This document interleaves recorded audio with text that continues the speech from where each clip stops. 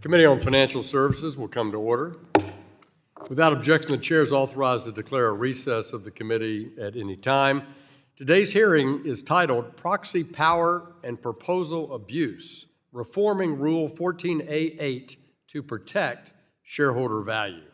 Without objection, all members will have 5 legislative days within which to submit extraneous materials to the chair for inclusion in the record. I now recognize myself for 5 minutes for an opening statement. Good morning. Welcome to our committee today. As our securities laws were being considered during the Great Depression and the years after, corporate governance policymakers sought to ensure that stockholders had an active voice over any entrenched management, inattentive directors, or a controlling group.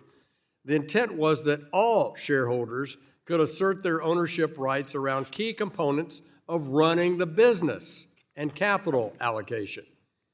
Thus, while our proxy access process was originally designed to empower shareholders and provide them with a voice in company oversight, in recent years it's increasingly become co-opted by activist investors whose primary focus often lies not in maximizing shareholder value, but in pushing narrow political, social, or personal agendas. We've seen the shareholder proposal process diverted away from that critical business strategy focus and instead become a tool for advancing proposals to distract from companies' missions, leading to an erosion of shareholder value and additionally costly burdens on companies that are working to navigate today's complex business conditions and global competition. As we examine the shareholder proposal process, we also must consider the role of proxy advisory firms on capital markets as a whole. While these firms can offer valuable perspective, over the past 2 decades, their influence on corporate governance and voting on particular shareholder proposals has grown significantly. We must ask ourselves if these firms are still fulfilling the intended purpose of serving in the best interests of shareholders, or if they are distracting from the primary goal of enhancing long-term shareholder value. As we evaluate the current landscape surrounding Rule 14a-8 at the SEC, it's essential that we assess the impact of recent regulatory interpretations and guidance and how these have led us to where we are today. Particularly, we want to look at SEC staff legal bulletins 14L and 14M, which have had a significant impact on influencing how companies and shareholders engage with the proposal process. Staff Legal Bulletin 14L, issued in November of 2021 under then SEC Chairman Gensler, shifted the focus from shareholder proposal review from the proposal's relevance to a specific company to whether the proposed issue had broad societal impact. Expanding what counts as relevant, a relevant proposal, makes it harder for companies to block items unrelated to their particular business, letting activists push measures that are disconnected and immaterial from the company's performance. As a result, we've seen an uptick in proposals that prioritize social or political issues over shareholder returns, which can divert attention from the fundamental goal of maximizing value for all investors. As we look at these recent developments, it's crucial to consider how we can reform the regulatory framework to restore balance and ensure that the proposal process serves its original intent. And I would argue that I hear from directors of public companies on all sides of the political perspective who share the view that this process has gotten away from that core tenets of the 1930s and 1940s of preserving long-term shareholder value. And with that, I yield back and I recognize my friend, the ranking member from California, the full committee, Mrs. Waters, for a 4-minute opening statement. Good morning. Thank you very much, Mr. Chairman. For years, this committee has proudly championed the values of capitalism and the free market, but Donald Trump's actions with companies like NVIDIA, Intel, and U.S. Steel is not capitalism by any definition of the word. To be clear, I do think it is appropriate for the taxpayers and the citizens of this country to have upside when taxpayer investments generate profit for corporations and their shareholders. If we appropriately tax corporations, especially those that receive substantial government subsidies, we, the taxpayers, would benefit, but we won't. We don't. Yet, what Trump is doing is not growing the economy or protecting workers.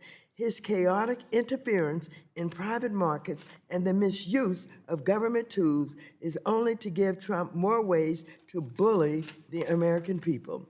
He's used the government to attack cities like Los Angeles and Washington, universities like Harvard, Columbia, and Brown, nonprofits like the National Endowment for the Arts, news organizations like NPR and PBS, former government officials, and law firms.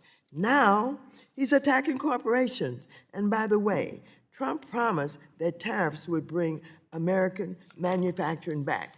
But the latest job numbers show that the U.S. lost 42,000 manufacturing jobs since April, and businesses continue to pass off the cost of tariffs to consumers.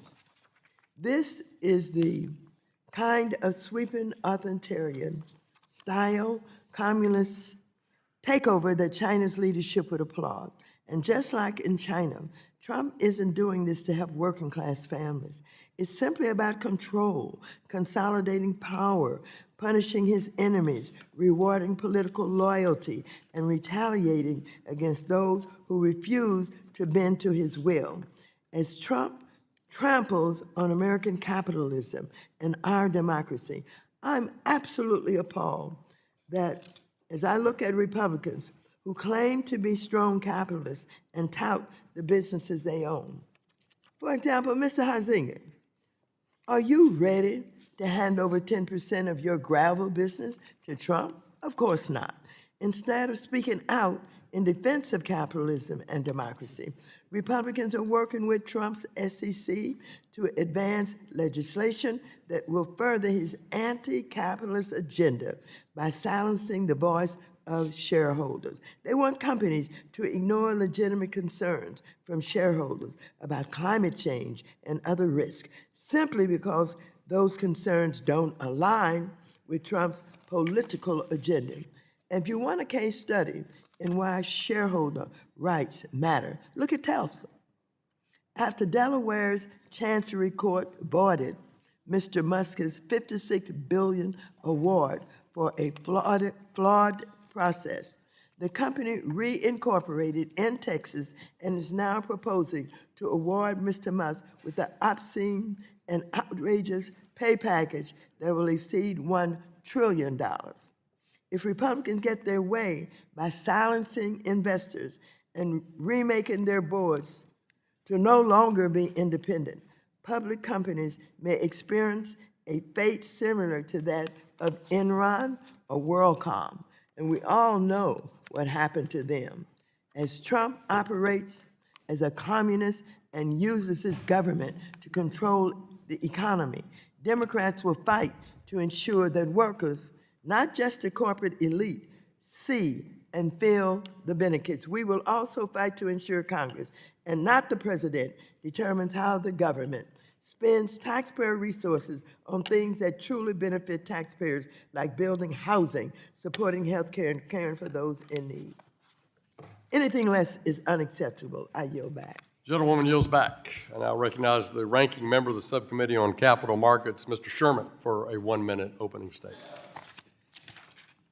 Under capitalism, if by the sweat of your brow and the frugality of your spending you accumulate capital, if you have the courage to invest, you become a shareholder, and shareholders should be in control, not managers. Once again, the Democratic Party rises to the defense of capitalism against its greatest enemies, crony capitalism, and their handmaidens in Washington. The chair points out that corporate managers have said, these damn shareholders have gotten out of hand, and we've got to stop them. And that's what the bills in front of us are designed to do. This is not just theoretical. We know which side of capitalism the Chinese Communist Party is on. They are going to want to buy the technology behind artificial intelligence. They're going to want to control it. They're going to offer corporations huge amounts of money, and when those transactions close, the board gets huge bonuses. And they don't want shareholders to have a vote.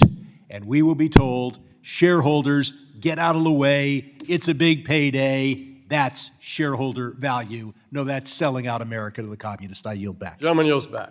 Today, we welcome the testimony of Mr. James Copeland, Senior Fellow and Director of Legal Policy at the Manhattan Institute, Mrs. Farrell Keel, Partner at Jones Day, Mr. Ron Mueller, Partner at Gibson Dunn Crutcher LLP, and Brad Lander, the Comptroller of the City of New York. We welcome all of you, and we thank you for being with us, taking your time to share your views with the committee.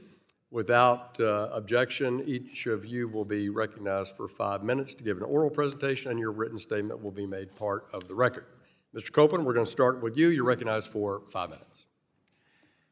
Thank you, Mr. Chairman. Is this on?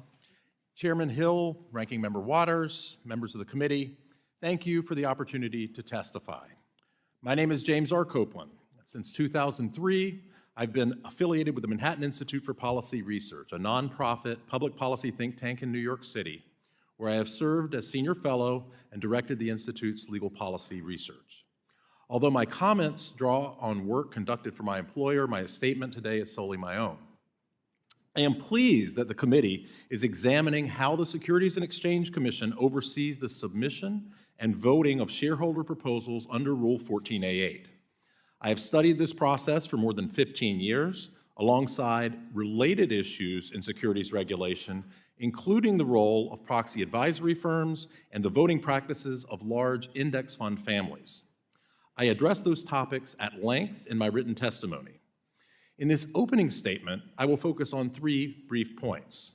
First, U.S. capital markets continue to lead the world. Our markets efficiently allocate capital and have enabled firms founded within the last few decades to become global leaders. That dynamism helps explain why U.S. per capita growth has outpaced most other developed nations over the last 30 years. Second, public listings, however, have fallen by more than half since the mid-1990s. Many factors contribute, but a significant one is the increased cost and complexity of being a public company in the United States. That reality discourages listings and impedes capital formation. Third, part of the rising cost of public ownership has been spurred by congressional actions, including well-intentioned, but in some cases overreaching legislative responses to the collapse of the dot-com bubble and the 2008 financial crisis. Other costs of public ownership, however, have flowed from regulatory decisions by the SEC and other agencies without clear congressional mandate. Chief among these is the SEC's use of Rule 14a-8 to compel inclusion of shareholder proposals on corporate proxy ballots in ways that, in practice, override state corporate law. My conclusion, which I stated before this committee 2 years ago, remains. The SEC's shareholder proposal regime exceeds Congress's statutory mandate, displaces state corporate law without authorization, and impedes the efficiency and capital formation Congress has instructed the agency to prioritize. Congress should clarify that shareholder board interactions are matters of state law and remind the SEC that its role lies in facilitating disclosure, not dictating the substance of corporate governance. 2 developments have magnified the costs of the SEC's longstanding error. First, proxy advisory firms. 2 firms control virtually the entire proxy advice market. Each is foreign-owned, and these 2 firms have often favored environmental and social campaigns in shareholder engagement. Federal policy choices helped fuel the rise of this industry, and the shareholder proposal process has increased its leverage over U.S. companies. Second, passive index fund concentration in voting.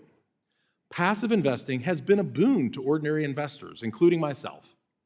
But the three fund families that dominate this market now control a large and growing share of all shareholder voting. For various reasons, the big three index fund families, like the proxy advisors, have often supported shareholder proposals advancing social and environmental objectives not aligned with the interests of the average shareholder. In sum, two dominant foreign-owned proxy advisory firms and the big three passive index fund families hold extraordinary sway over the governance of all publicly traded corporations in the United States. And the committee is well advised to consider the SEC-dictated process over proxies in light of this reality. The 15 bills noticed for this hearing move in the right direction, though several warrant refinement, as I discuss in my written submission. I applaud the committee for tackling an issue vital to the American economy and to workers' retirement savings. I welcome your questions and look forward to working with members and staff on this important subject. Thank you, Mr. Chairman. Thank you, sir. Ms. Gill, you're recognized for 5 minutes, and if we need to let Mr. Mueller share his mic, if your mic's not working. You guys get cozy there. The box will move, Mr. Mueller. It's not glued to the desk there. You can move it a little bit. There you go. Sorry, thank you. Thank you, ma'am. You're recognized for 5 minutes. Chairman Hill, Ranking Member Waters, and members of the committee, thank you for the invitation to testify today. My hope is to shed light on why Rule 14a-8 no longer effectively serves the interests of shareholders at large. My observations draw upon my experience counseling public companies, big and small, on securities, corporate governance, and ESG activism. But I am here today in my individual capacity and not on behalf of any client. I'll start by outlining a few of the challenges with Rule 14a-8 and then humbly offer a few ideas as to alternatives. Challenge number 1, shareholder democracy needs rational bounds. No right is limitless. For example, if I buy a seat on an airplane, do I have the right to use it as a soapbox and hold my fellow passengers captive for the duration of the flight? In the shareholder proposal world, any individual can buy a megaphone and a billboard on a company's proxy statement for $2,000. To put it in context, that represents 0.000002% of the market cap of the average S&P 500 company. Proponents are getting prime proxy real estate at bargain basement prices. It doesn't have to be this way. We see healthy shareholder engagement around the world despite much higher participation thresholds. Challenge number 2, Rule 14a-8 is too complex, making it subjective, inefficient, and easy to manipulate. The SEC has issued interpretive guidance on Rule 14a-8 through 18 staff legal bulletins over the last 2 decades. These bulletins change the goalposts with each new administration, and the guidance contains exceptions to exclusions and highly subjective frameworks that force companies and proponents alike to apply fuzzy standards like, does a proposal transcend ordinary business, or does it fall short? Is it significant or insignificant to social policy? Will it have a broad societal impact or just a limited one? Does it probe too deeply or just the right amount? The answers can only be known to the eye of the beholder. Complexity has a cost, and that cost is that Rule 14a-8 is unusable to the ordinary shareholder. How valuable is a right to speak if the average shareholder can't even figure out how to submit a proposal? The only people who have a shot are professional activists, individuals and organizations who are oftentimes not even shareholders. These professionals effectively borrow a shareholder's stake to get their foot in the door and then control the process from start to finish. It's not uncommon for the named shareholder to not engage with a company a single time. This means that the term shareholder proposal is a misnomer. In reality, most proposals are activist proposals. Challenge number 3, a proxy ballot is not an efficient place to hold a political referendum. Rule 14a-8 has turned companies' annual meetings into political hotbeds. For example, this proxy season, multiple companies had one shareholder ask them to promote DEI while another shareholder asked them to abolish it. More generally, proposals increasingly ask companies to opine on polarizing issues, as if companies can solve the toughest legislative and regulatory questions of our day. For example, proposals have asked a store that sells hammers and nails to make a statement on reproductive rights, a theme park to state its position on geopolitical issues in China, a credit card company to unilaterally formulate and execute gun sale regulation. I want to be clear, these are critically important issues, but what we're really talking about can be summarized in 3 questions. Is a company's annual meeting the right forum to address these issues? Are companies best situated to serve as de facto regulators, or are you?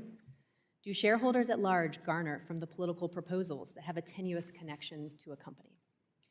Issue number 4, shareholder proposals are not costless. Companies pour an immense amount of energy into addressing proposals, and it can take a company hundreds of employee hours to coordinate engagement, strategy, and response. A company must consider whether it would cause them to jeopardize legal privilege, breach non-disclosure provisions, disclose proprietary or sensitive employee information, or reveal competitive strategies. Reducing the expense of a proposal to dollars and cents simply does not capture the intangible costs. What is the alternative? So with a system that's 3/4 of a century old, it's time to rethink the process. I think there are 3 essential options. Option 1, keep Rule 14a-8, but significantly revamp it. At a minimum, the ownership requirement would need to be raised, but it could also include other modifications like the SEC getting out of the business of adjudicating no action letters. The SEC and shareholders could rely on the independent boards to exercise their fiduciary duties and apply Rule 14a-8 in good faith. Truthfully, companies would struggle with this version of the shareholder process, given it is much easier to blame an umpire, here the SEC. Option number 2, eliminate 14a-8 and let states decide what is a proper subject matter, which is actually how 14a-8 was originally intended to operate. And then option 3 would be something more akin to what we would describe as private ordering. So you would keep 14a-8, but let companies and their shareholders decide how 14a-8 should be applied. I'm not sure I know which answer is best, but I do believe that living with the current system does not serve the interests of investors in the long run, and it'll ultimately hurt both companies and shareholders. Thank you again for the opportunity. Gentleman yields back. Mr. Mueller, you're recognized for 5 minutes. Chairman Hill, Ranking Member Waters, and members of the committee, thank you for the opportunity to share my observations on why Exchange Act Rule 14a-8, the SEC's shareholder proposal rule, should be revised and to address proxy advisory firms. My observations, which are my own and not on behalf of anyone else, are based on over 35 years as a securities and corporate governance lawyer, working with a wide range of U.S. public companies and addressing literally thousands of shareholder proposals. Rule 14a-8 is highly consequential, impacting many U.S. companies and all of those companies' shareholders, as well as the U.S. economy. Under the rule, a shareholder can require a company to include the shareholder's proposal and supporting statement in the company's proxy statement, thereby allowing all shareholders to vote for or against the proposal. As Chairman Hill acknowledged, when this rule was first adopted, the rule was designed to provide access to a company's proxy for a proposal that is otherwise proper under state law. However, the rule has taken on a life of its own with detailed eligibility and procedural provisions and 13 substantive bases for excluding a proposal from the company's proxy statement. If a company believes that a shareholder proposal does not satisfy the rule and wishes to exclude the proposal from the proxy statement, the burden is on the company to submit a no-action request to the SEC or to handle the matter in court. While I believe that shareholder proposals have and can be useful, the shareholder proposal landscape has changed dramatically over the past 10 or 15 years. First, the volume and the subject matter of shareholder proposals have changed significantly. During the 2017 proxy season, the number of social policy and environmental shareholder proposals exceeded the number of corporate governance proposals for the first time. And by the 2022 proxy season, the number of social policy proposals alone exceeded the number of corporate governance proposals. Second, the shareholder proposal process has changed. Rule 14a-8 has become subject to dramatic swings in how the rule is interpreted, resulting in uncertainty and increased cost to both companies and to shareholder proponents. In addition, proposals increasingly are crafted by special interest groups focused on narrow policy issues or specific outcomes. For example, a group that calls itself the Shareholder Rights Group includes some actual shareholders, but also includes investment advisors and consultants who handle most or all of the shareholder proposal process for their clients. They are, in essence, ESG guns for hire.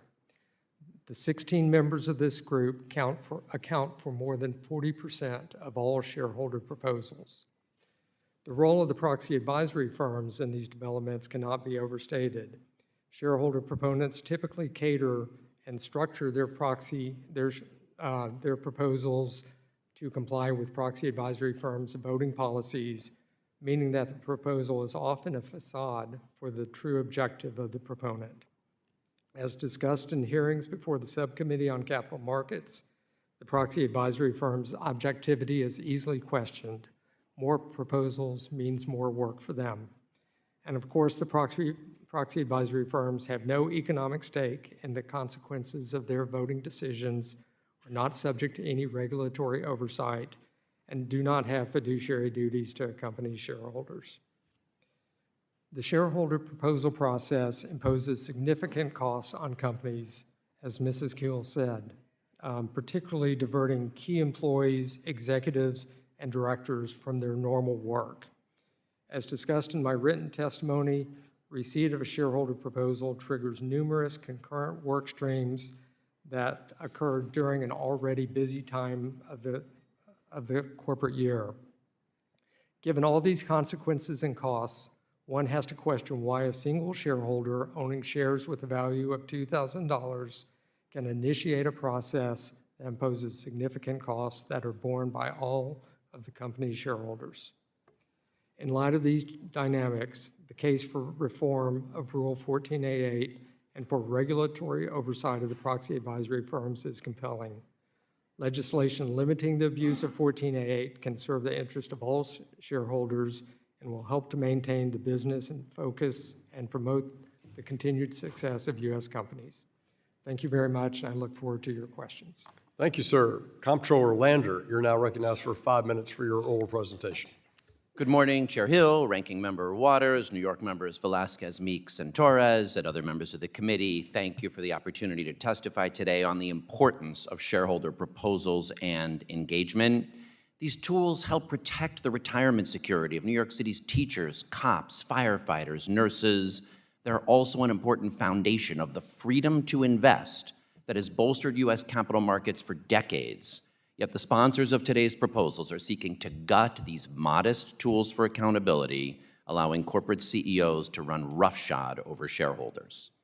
As Controller of the City of New York, I serve as the investment advisor, custodian, and a trustee of our city's 5 pension funds, managing $300 billion on behalf of over 700,000 current and retired civil servants. My fiduciary duty is clear: to safeguard their retirement security for many decades to come. So we aren't day traders, we're long-term stewards, invested broadly across 10,000 public companies and markets worldwide. Strong corporate governance and risk oversight are foundational to healthy companies, healthy pension funds, healthy capital markets. As investors, we know that economic, governance, legal, operational, environmental, workforce, and reputational risks all affect company performance and shareholder value. Of course they do. It is our duty to weigh those risks. Shareholder proposals and engagement are among our most effective tools to do so. Over time, shareholder proposals have led to widely accepted practices that define modern corporate governance, strengthening our pension funds and broader capital markets. Consider executive compensation clawbacks. After the financial crisis, our systems filed shareholder proposals urging stronger policies. At Wells Fargo, our 2013 proposal led to a tougher clawback policy used to take back $60 million from executives after the fake account scandal. Or consider insider trading. In 2021, we brought shareholder proposals that highlighted concerns we had about 10b5-1 plans at Abbott Labs and McKesson. Those votes helped inform the SEC's 2022 amendments, protecting all shareholders from insider trading. Other reforms, such as stock option expensing and advisory votes on executive pay, began as shareholder proposals and were later codified. Another example is shareholder access to nominate independent directors, an effort we led through our Boardroom Accountability Project.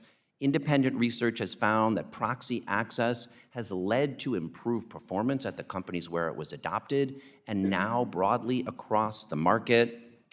Most of our proposals, though, are resolved through engagement. In recent years, for example, we brought proposals at several U.S. banks for disclosing the ratio of their fossil fuel financing to clean energy financing. Simple disclosure, useful for all investors. J.P. Morgan Chase agreed and called it, and I quote, an excellent example of what ongoing engagements and pragmatic and reasonable requests can accomplish. At Starbucks, prompted by reports of management's interference with employees' rights to organize a union, we filed a shareholder proposal requesting a third-party assessment of Starbucks' adherence to its own commitments to workers' rights. The proposal received 52% of the votes of all shareholders, and Starbucks commissioned and disclosed the assessment. Other shareholder proposals have addressed investor risks, including excessive drug pricing and addictive opioids, railroad safety, online child safety at tech companies. The proposed legislative changes could block every one of those. They would erode the freedom to invest that has made American capital markets the envy of the world. They would lead to a world with more insider trading, fewer protections for investors, workers, consumers, and the environment, and more relatives of the CEO on corporate boards. Indeed, it's no coincidence these proposals come at the very same time that some corporations are seeking to evade accountability by reincorporating in states that have eroded shareholder rights. Tesla's proposed $1 trillion CEO pay package, enabled by cronyism on their board, is the most visible example. In other words, these proposals would harm our teachers, our cops, our firefighters, and our nurses on behalf of billionaire corporate CEOs, and more broadly, they would weaken the United States economy. As fiduciaries, our duty is clear: to protect the financial security of our beneficiaries, for which the health of our markets is essential. Shareholder proposals and engagements strengthen accountability and ensure that U.S. markets remain the most trusted and resilient in the world. Let's not screw that up. Thank you for the opportunity to share my perspective. I look forward to your questions. Gentleman yields back. We'll now turn to member questions, and I recognize myself for 5 minutes for questioning. Sarbanes-Oxley and Dodd-Frank have significantly impacted public corporations' annual proxy statements by increasing their regulatory requirements for disclosure, words and a discussion about executive compensation, and shareholder access. Together, these two laws have driven up costs, increased the length and complexity of proxy statements, and expanded the disclosure and oversight process, and fundamentally changed much of the shareholder access to the proxy system. Likewise, the now rescinded but 2003 safe harbor for investment managers using a proxy advisor to be off the hook for the responsibility of voting by delegating that authority to an advisor, that's been withdrawn, but it, on top of these other changes, added to exactly this costly process. And to the comptroller's points, this isn't about reining in executive compensation, capital allocation, dividend policy, 10b-5 funds. That's all, I think, absolutely in the realm of what should be available for proxy access. It's where it goes beyond that to non-material business operations issues. And I put up my static display here in compliance with House rules to just show the change in the proxy process since I've been involved in corporate finance, now 40 years. I picked 4 public companies that have been consistently part of the S&P 500 since 1980, my first full year in the financial business: IBM, Procter & Gamble, 3M, and Merck. And the proxy in 1980 for IBM was 26 pages, Procter & Gamble 12. In 2020, IBM's proxy was 83 pages, and Procter & Gamble's was 85 pages. Mr. Mueller, let me start with you. As you see these changes, and it outlines all the reasons why, both statutory and regulatory, would you say that the length of proxy statements has, what would you say the primary driver for that length in the proxy statements over the past 45 years? What's the top contributor, you think? Sure, Chairman Hill. Certainly 3 things. Certainly the regulations that you mentioned, but I think there's 2 other factors going on. One is good and one is bad. I mean, the good news here is that companies now treat their proxy statement as a communication document, not just a compliance document. Shareholder democracy is alive and well in America, and the proxy statement helps fulfill that purpose. But the second cause is not so good, and again, it's the subject of this hearing, which are shareholder proposals and proxy advisory firms. Proxy advisory firms have certain criteria they look for when they're making their voting recommendations, and they will only look at an SEC filed document. And so preparing a proxy has now become an ISS and a Glass-Lewis check-the-box compliance process, adding to the length. There's also the shareholder proposal process itself.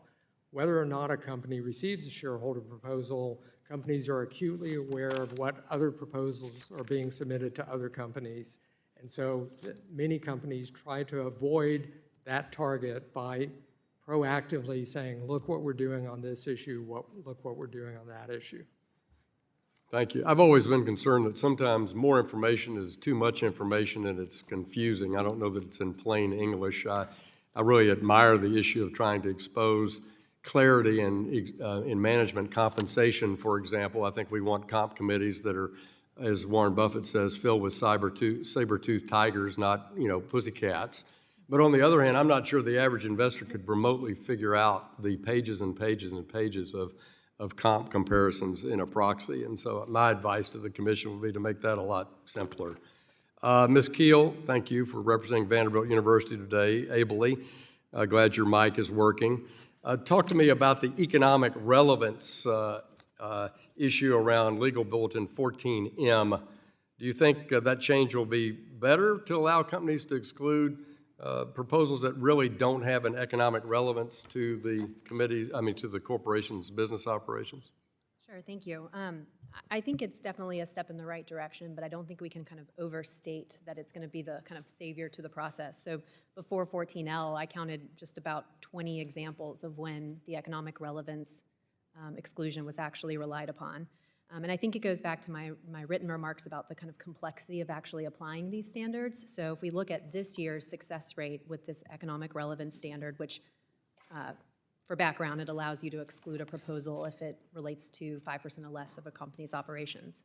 Thank you, ma'am. I appreciate your testimony. I thought it was quite well done. I yield back, and I recognize the ranking member of the full committee from California, Mrs. Waters, for 5 minutes. Thank you very much, Mr. Chairman. Mr. Lander, you're a fiduciary, which means you legally have to act in the best interests of the city of New York, responsible for the retirement security of over 750,000 public servants who work or have worked for the city. I want to get your take on a developing matter related to shareholder value and shareholder rights. As you may have read, President Trump has secured an over 10% equity stake in Intel, the great American chip maker. As part of this deal, President Trump has promised that the U.S. government's holdings in Intel will be passive. He has promised that the U.S. government will vote with Intel's board and according to Intel's management on all matters. As a fiduciary for 750,000 beneficiaries, if you were to own 10% of any large company, especially one that apparently has management and governance issues that have caused it to lose out to its competitors, would you forego your opportunity to exercise voting rights? Thank you, Ranking Member Waters. Of course, we would not forego our responsibility, not just our rights, to exercise our voting power if we were 10% of shareholders.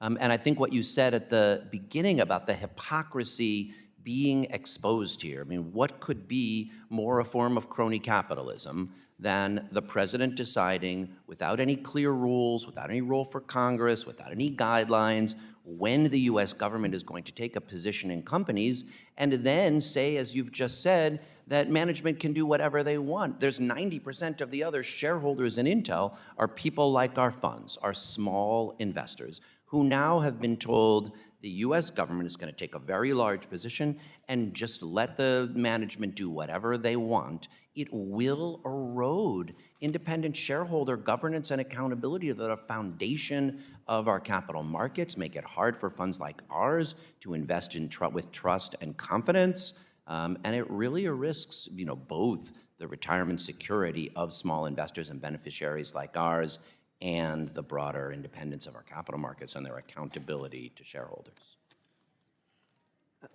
Continuing on, President Trump is supposed to be acting in the best interest of the American people. Is it prudent and financially responsible to blindly go along with Intel's management on, for example, executive compensation or providing corporate perks like apartments, private jets, or year-end bonuses? As you know, these are the kinds of decisions that Intel's board and management are responsible for. What would stop them from rewarding their failures if Intel's largest shareholder is voiceless and voteless? The whole concept of shareholder governance is that on the board, there will be some independent shareholders, independent members who represent independent shareholders in relationship to management. Some interests, of course, are aligned, but not all interests are aligned. So what is appropriate for CEO compensation? How the board itself should be structured, how compensation will be deferred. There are a whole set of areas where you've got to have independent members of the board exercising that responsibility to provide oversight. And if what happens increasingly in American companies is that the president decides to take a large position and then give carte blanche authority to its managers, again, that is what we mean by crony capitalism. On some of these boards, you have the relatives or buddies or former business partners of the CEOs, and what you need is independent members who are looking out for the interests of the much broader, smaller, more diverse set of shareholders, and the steps the president has taken at Intel jeopardize that independence. Thank you very much. What I don't get is this.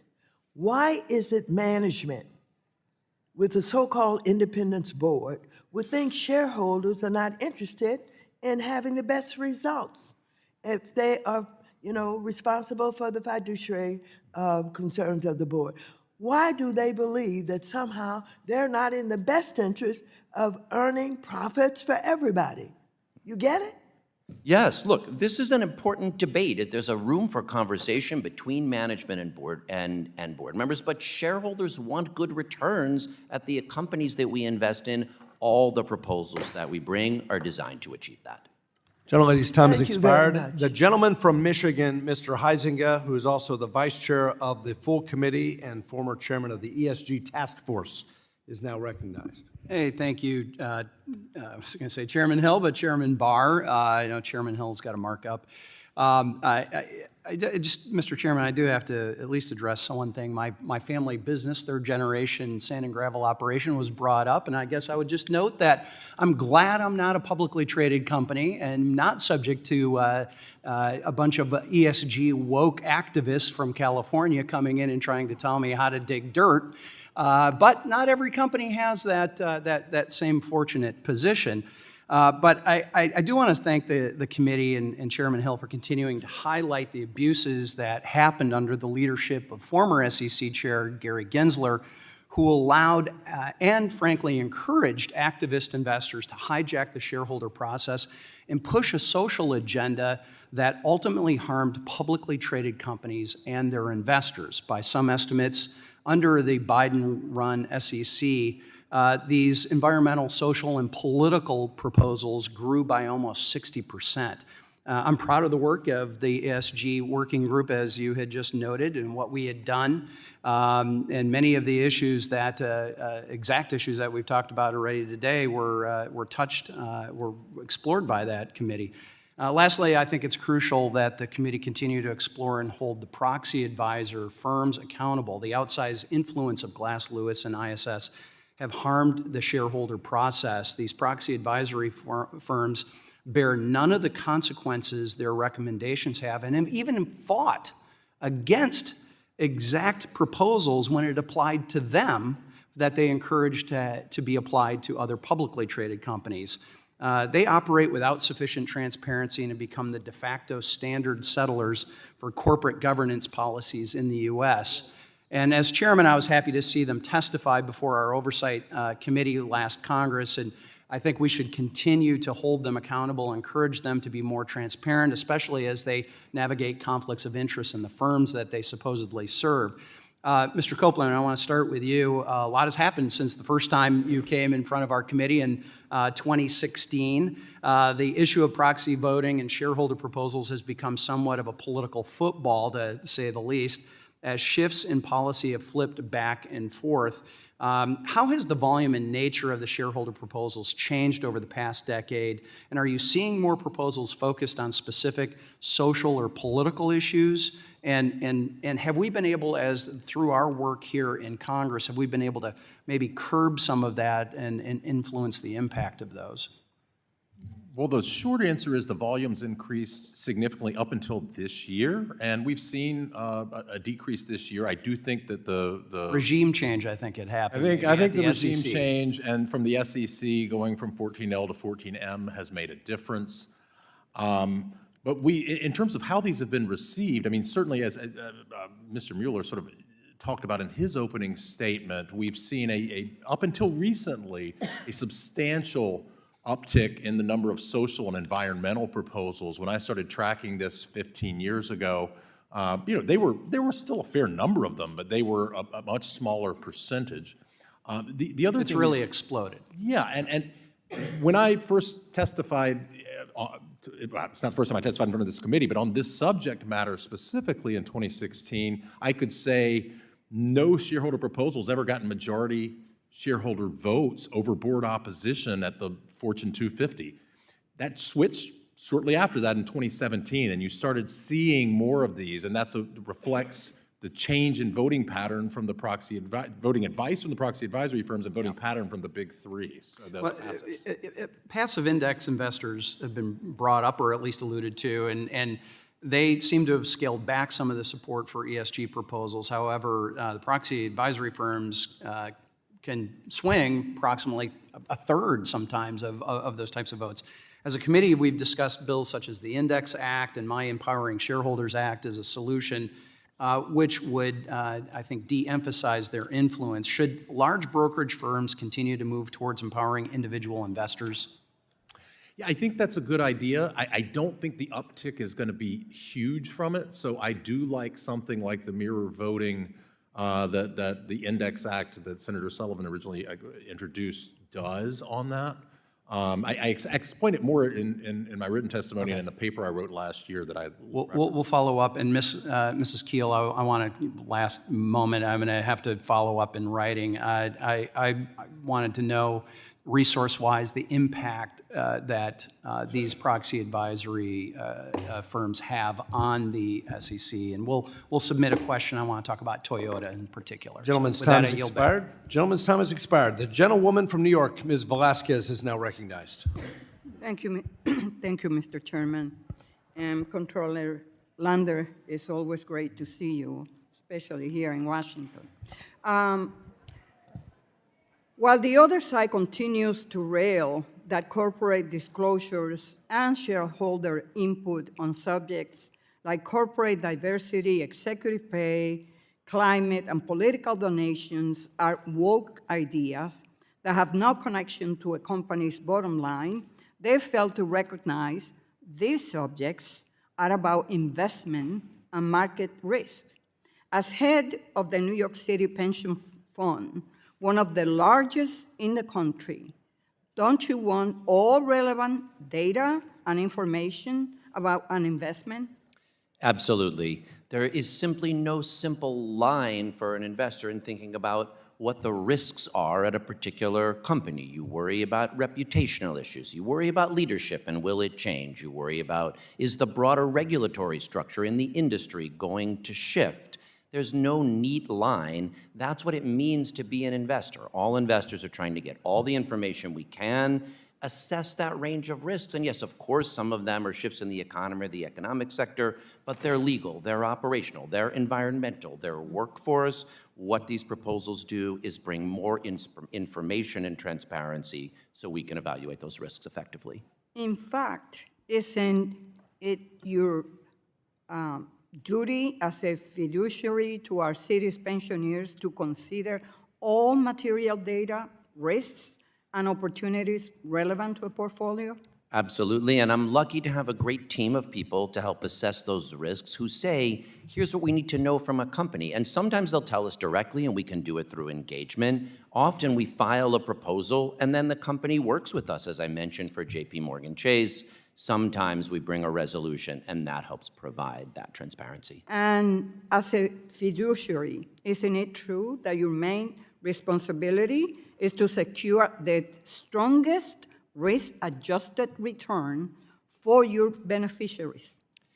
My fiduciary duty is to secure the strongest risk-adjusted returns for my beneficiaries, who again are teachers and nurses and school crossing guards.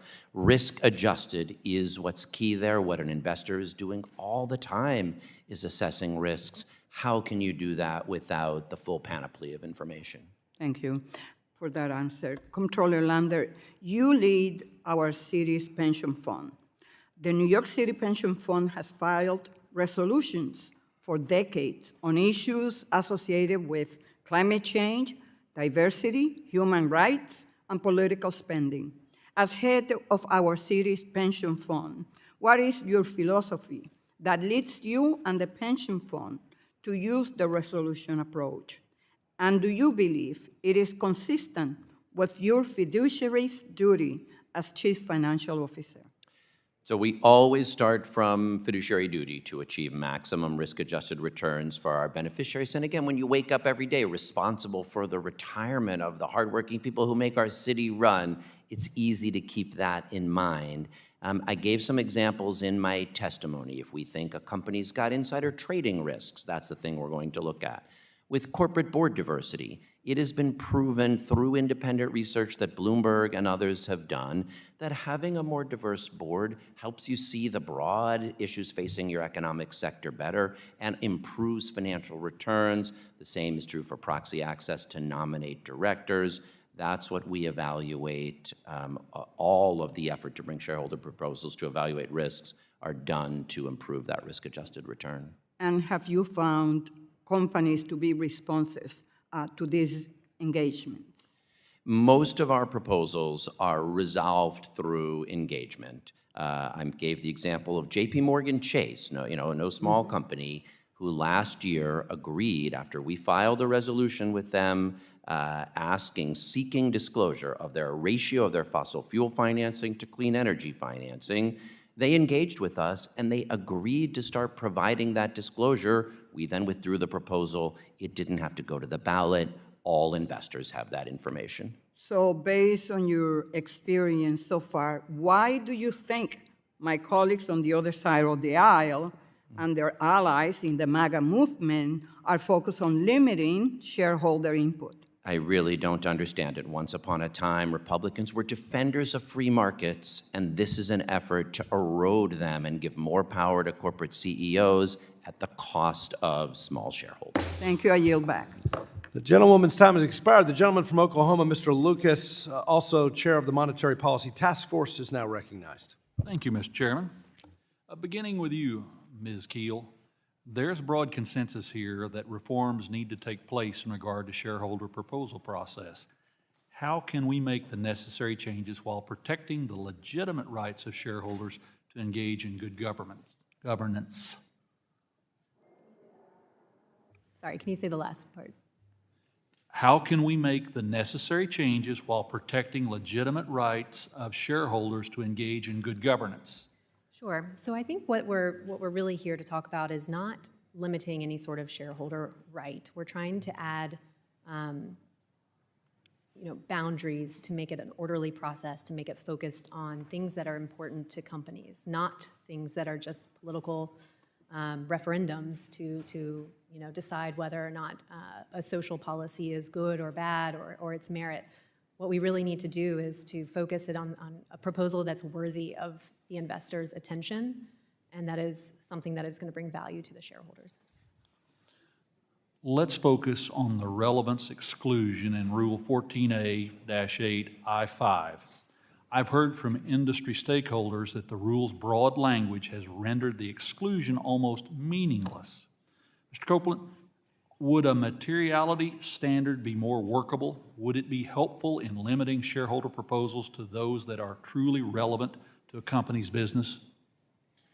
Yes, and I've argued in my testimony and previously that it would be very helpful to codify materiality as a requirement for the SEC. I think Representative Huizenga's got a bill here on that point, and it's very important because we had a SEC commissioner in the last administration, Allison Heron-Lee, who was arguing our disclosure rules didn't have to be material at all.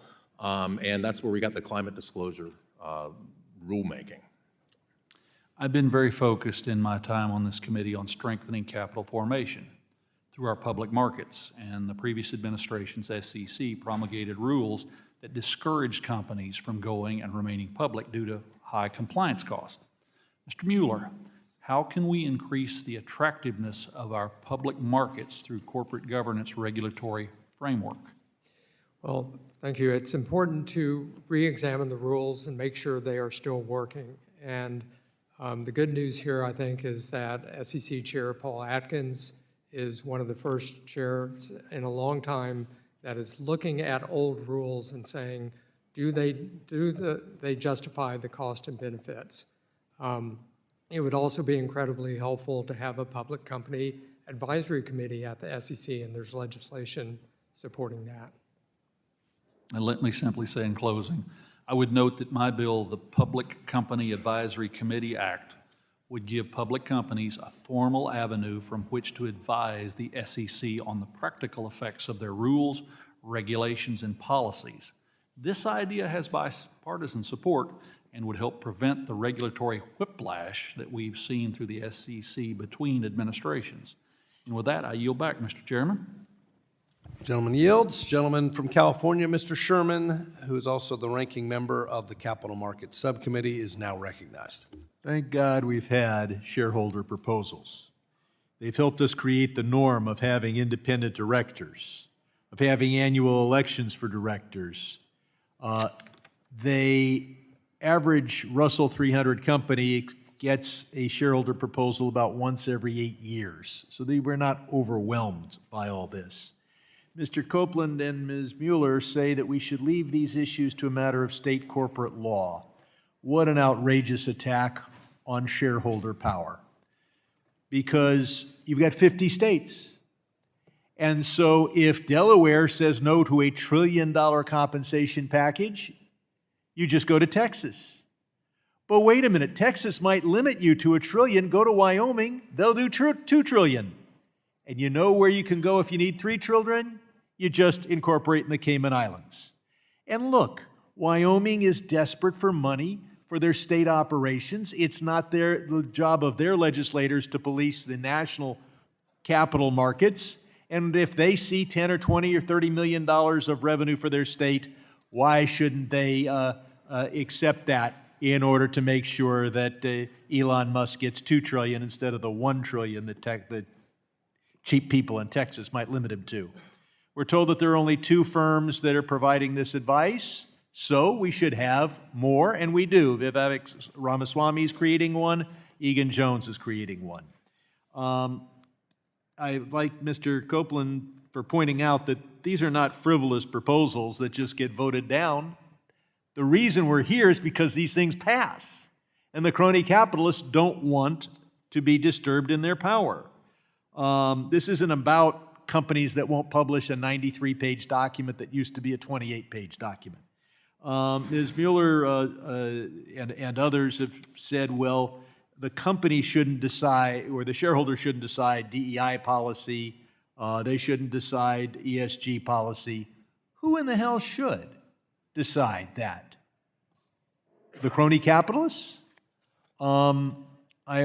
Mr. Lauder, thank you for pointing out that shareholder proposals have focused on opioids.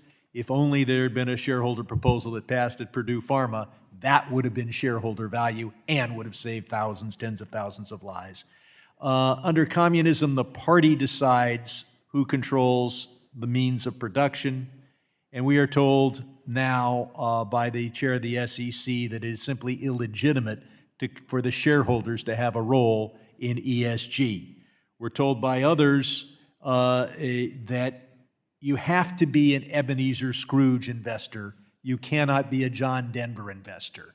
In which country are the capitalists told you have to emphasize profit over the survival of the planet? Shouldn't the shareholders decide that? Materiality is what the shareholders want, not just what's earnings per share. But Mr. Lauder, if there was a proposal at a company considering selling the most valuable AI technology, the keys to the 22nd century, the keys to dominance in the world, and the company was going to make a lot of money and big bonuses for management, do you think that would be good shareholder value that you would vote for? This is such a good example. We are going to need good AI policy in the coming years. And of course, Congress will have a role in developing and setting it, but the corporations that are operating that technology are clearly going to have a role as well. And of course, shareholders need an ability to weigh in on those issues and not just leave it to managers who indeed have much more short-term and personal interests. So that is a great example of something that needs to be figured out in this When the corporation can hire whatever law firm it wants without criticism, they can devise policy without sharing it in advance with the other side.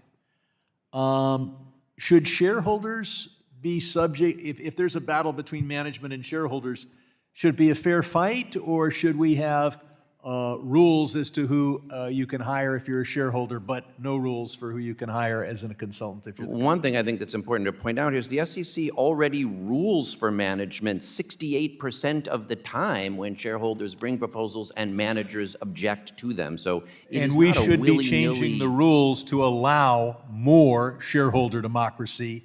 I think Ms. Mueller pointed out how complicated these rules are. We should make them simple and allow shareholder power. I yield back. Gentleman yields. Gentleman from Texas, Mr. Sessions, is now recognized. Mr. Chairman, thank you very much. I want to welcome the panel that we have today. I think each of you have come to Washington. You knew what existed before you came up here, and that is the difference of the sides, not only politically, but also our viewpoint of the marketplace. So I learned a long time ago that politically driven policy certainly has objectives, and it also has outcomes. And the outcomes that I think that I follow, as my dear friend Frank Lucas said, is shareholder value when we're dealing with these companies. So, Mr. Copeland, during the Biden years, over 80 environmental and social shareholder proposals were approved. Yet in the past year for these proposals, many of these proposals collapsed with no environmental proposals passing and only 4 social proposals succeeding. Generally speaking, I have heard you and the panel say that they think that the big 3 passive assets managers had a direction to this outcome. Could you discuss that again for me, please? Yes, all 3 of the passive index fund families, BlackRock, Vanguard, State Street, reduced their support for the environmental and social proposals relative to recent norms. I mean, they previously were not as much behind them, and there's sort of this bubble up, and then this year they've pulled back. The proxy advisory firms also have been less likely to recommend for some of these proposals. I do think, obviously, the change in leadership in Washington has had a lot to do with that, as well as public. So it's policy that is political, not so much economic? Well, there are economic imperatives, right? I mean, when BlackRock is facing investigation from state attorneys general, when they're seeing advertising campaigns about it could hurt their market share, et cetera. I think they've realized some of this, but I do think a lot of it is, there's a different sort of an enforcement environment. There's a different rulemaking environment, and so there's Sometimes it's a result of actually how the performance in the marketplace worked. I don't want to just say Tesla, there could be a lot of other things, but some of these, the selling of these proposals based on politics, the outcome did not exactly work the way we thought it would, did it? No, I mean, it's a strange example to fixate, as some of the members have, on executive pay at a company that's in the last 25 years become one of the 10 biggest companies in the world. It's a strange fiduciary obligation that the comptroller is asserting here, and that's part of the problem, right? I mean, we need shareholder oversight, but we need shareholder oversight for people who have skin in the game, that are long-term thinkers, and that are taking significant stakes in companies, like real activist investors. He's saying we're long-term buy and hold in the entire market. The passive index funds are the same way. Why are they well positioned to be dictating this stuff? He's an elected politician. Yeah, Ms. Keel, if you could address for a second the impact. We receive feedback as members of Congress from companies, many times CEOs, many times board members. Could you tell me what you think they have a feeling about having these, in essence, three big companies, three big asset manager groups to drive the people and their agenda? Sure. I mean, every company is going to have to take into account the different constituents, and so there's a lot of engagement. I think there's kind of a misunderstanding sometimes that companies are not engaging with their shareholders. They are.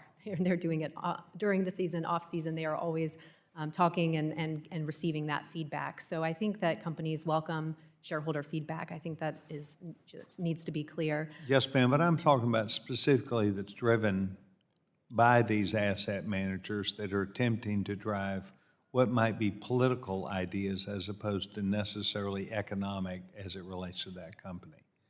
No, so I've been focused mostly on the proxy advisors. I think companies probably feel the sting from the proxy advisors a bit more directly and acutely than the big three, but you're certainly right that each of the big three has their own policies and they apply those, and as a company is evaluating what it's going to do or position it's going to take, it has to look at all of its big stakeholders, each one of their policies, each policy of the proxy advisor, and it's going to have to kind of take into consideration each of those in addition to the SEC requirements and other regulatory environments that they're subject to.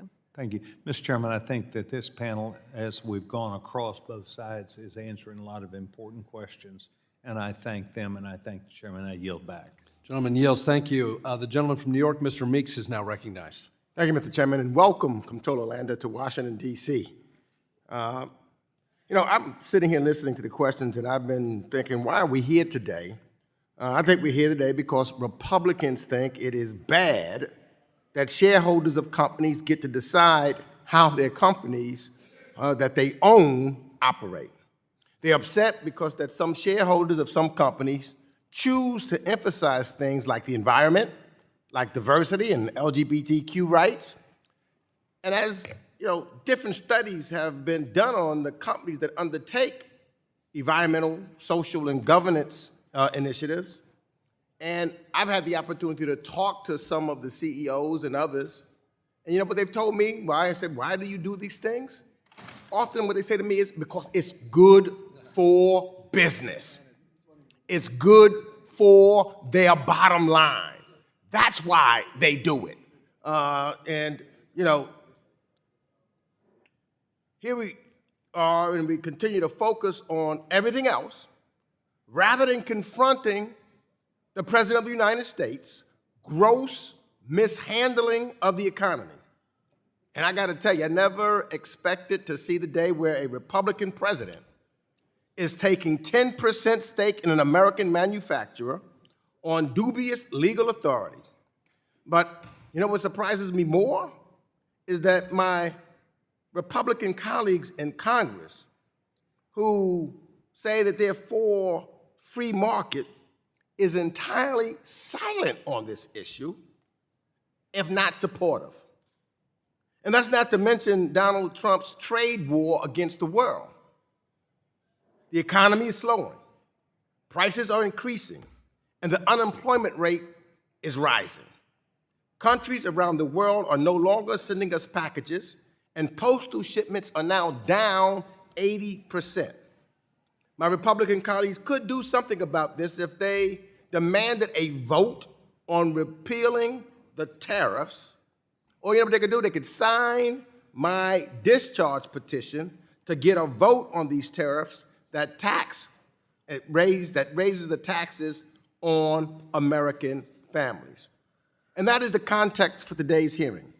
The president wants to bring Peronism to the Potomac, and Republicans in Congress want to look the other way while arguing owners of a company should say less in how their company is ran. Comptroller Lander, my colleagues on the other side of the aisle, I believe, when this is what they're trying to do, they're trying to turn ESG into a boogeyman. But I want to ask you to clarify for the American people how this actually works. If a shareholder proposal gets a vote, does it only need 10% support to govern the company? Yes or no? No, Congressman, it needs a majority. More than 25%? Well, I'm sorry, more than 10%, more than 25%. More than 40%? More than 40%. Oh, I'm shocked. So it needs at least what? A majority is what you say? 50% plus one. Okay, so a majority is needed to approve a proposal.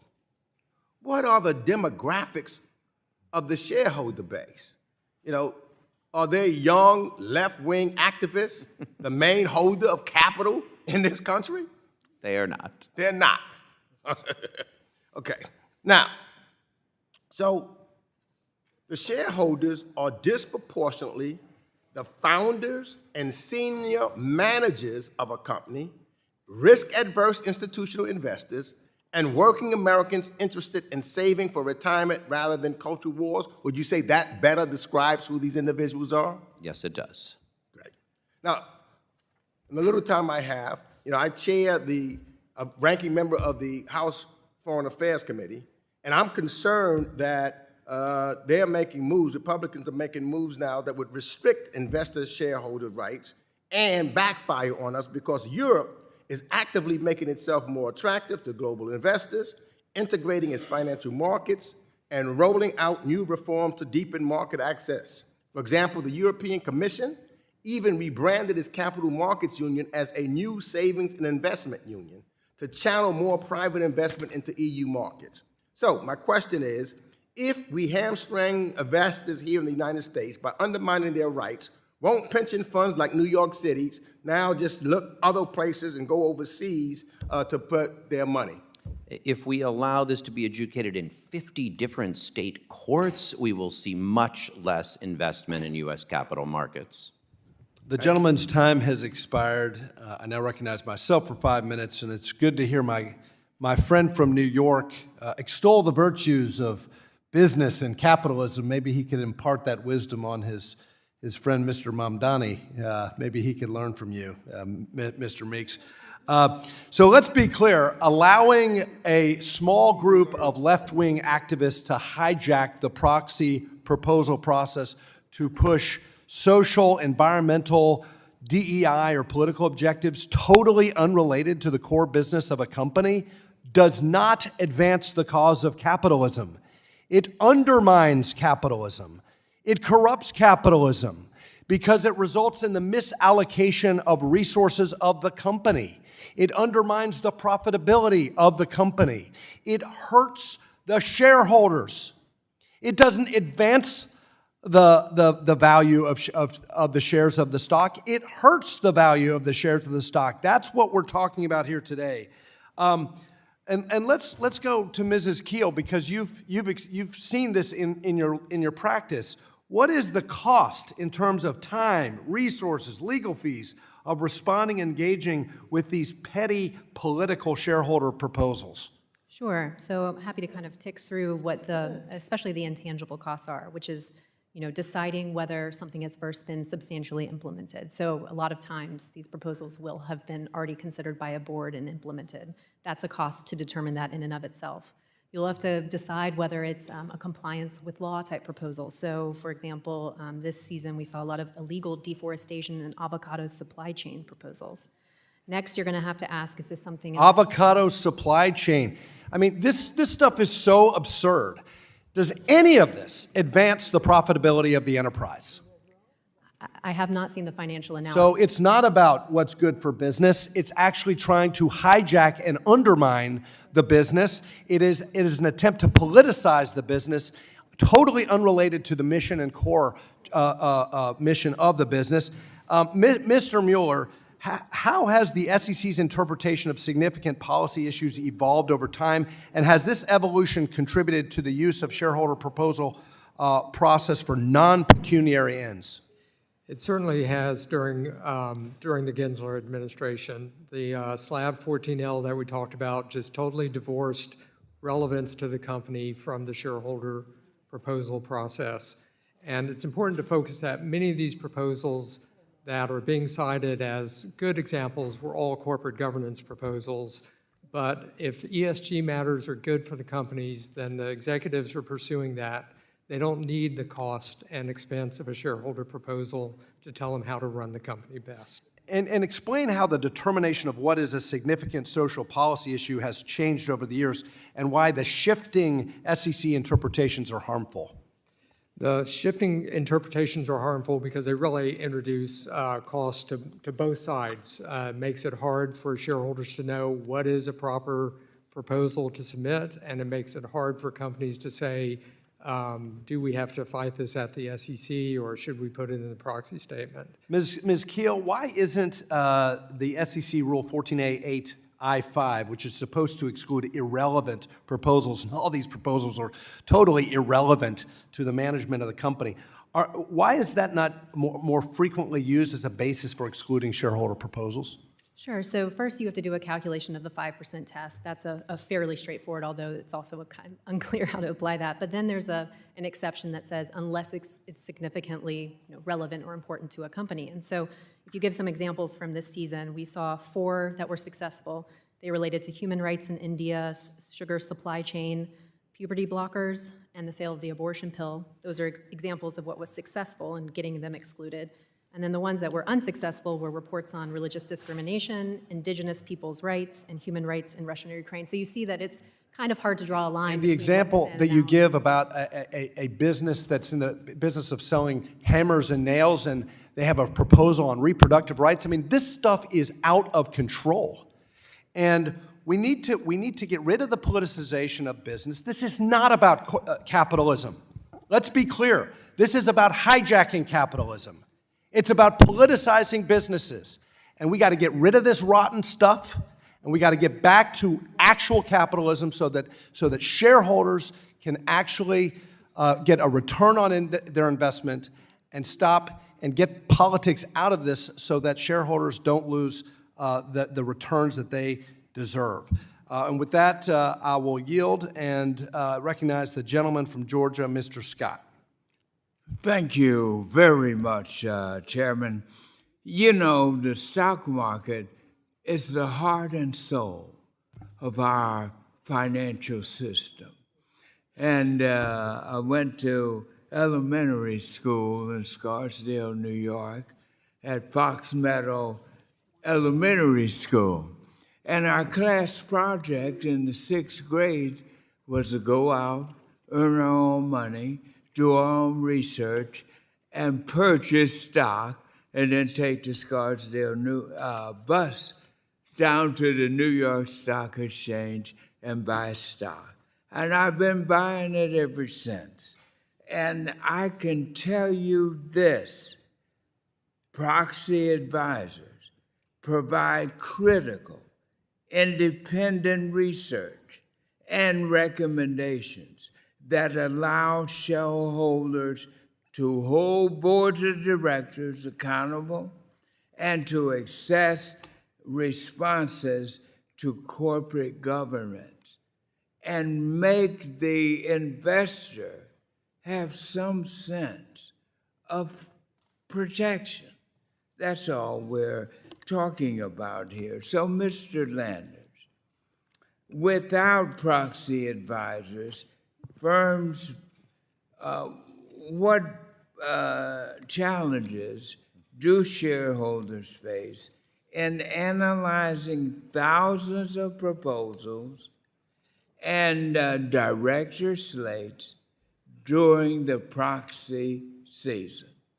Small shareholders simply would not be able to have information to assess the risks they're facing and vote their interests without the kind of information that the proxy advisors give. And let's remember, these rules come from the SEC's creation out of the Great Depression and the stock market crash, specifically to give small investors the ability to confidently invest their money in the stock market and getting the information that they need is critical for small investors like you and many others to be able to engage in investment confidently. Well, I'm glad you make that point, that proxy advisors are not dictating outcomes, but they are empowering investors, large and small, with information they would otherwise lack and need.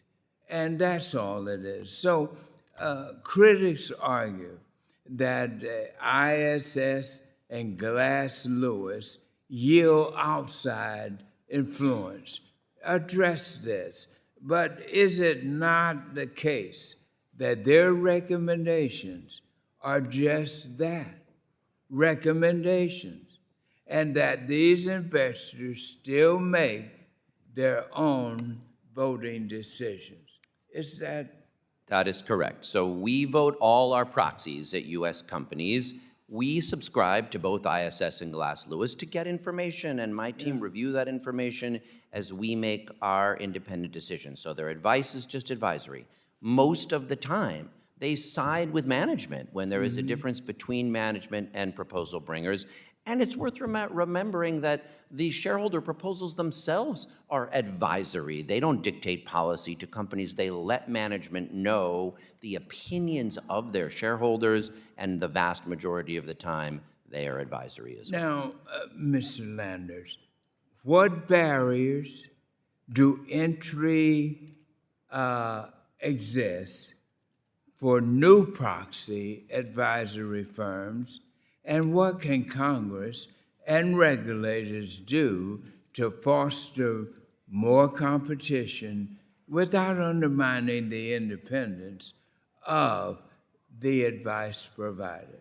This is a great question, and I think would be a great topic for the committee to explore how to encourage more information to be provided. As was mentioned, some new firms are coming on to the marketplace. I don't know that we'll subscribe to Mr. Ramaswamy's service, but of course he should be able to provide it and give more information to investors. But the answer can't be less information for shareholders and investors. It's got to be more.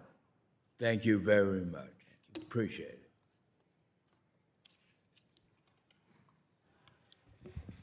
Gentleman yields back. I now give myself 5 minutes. Witnesses. For many small and medium private companies considering an IPO, the decision often comes down to whether the benefits of accessing public markets outweigh the risk of compliance.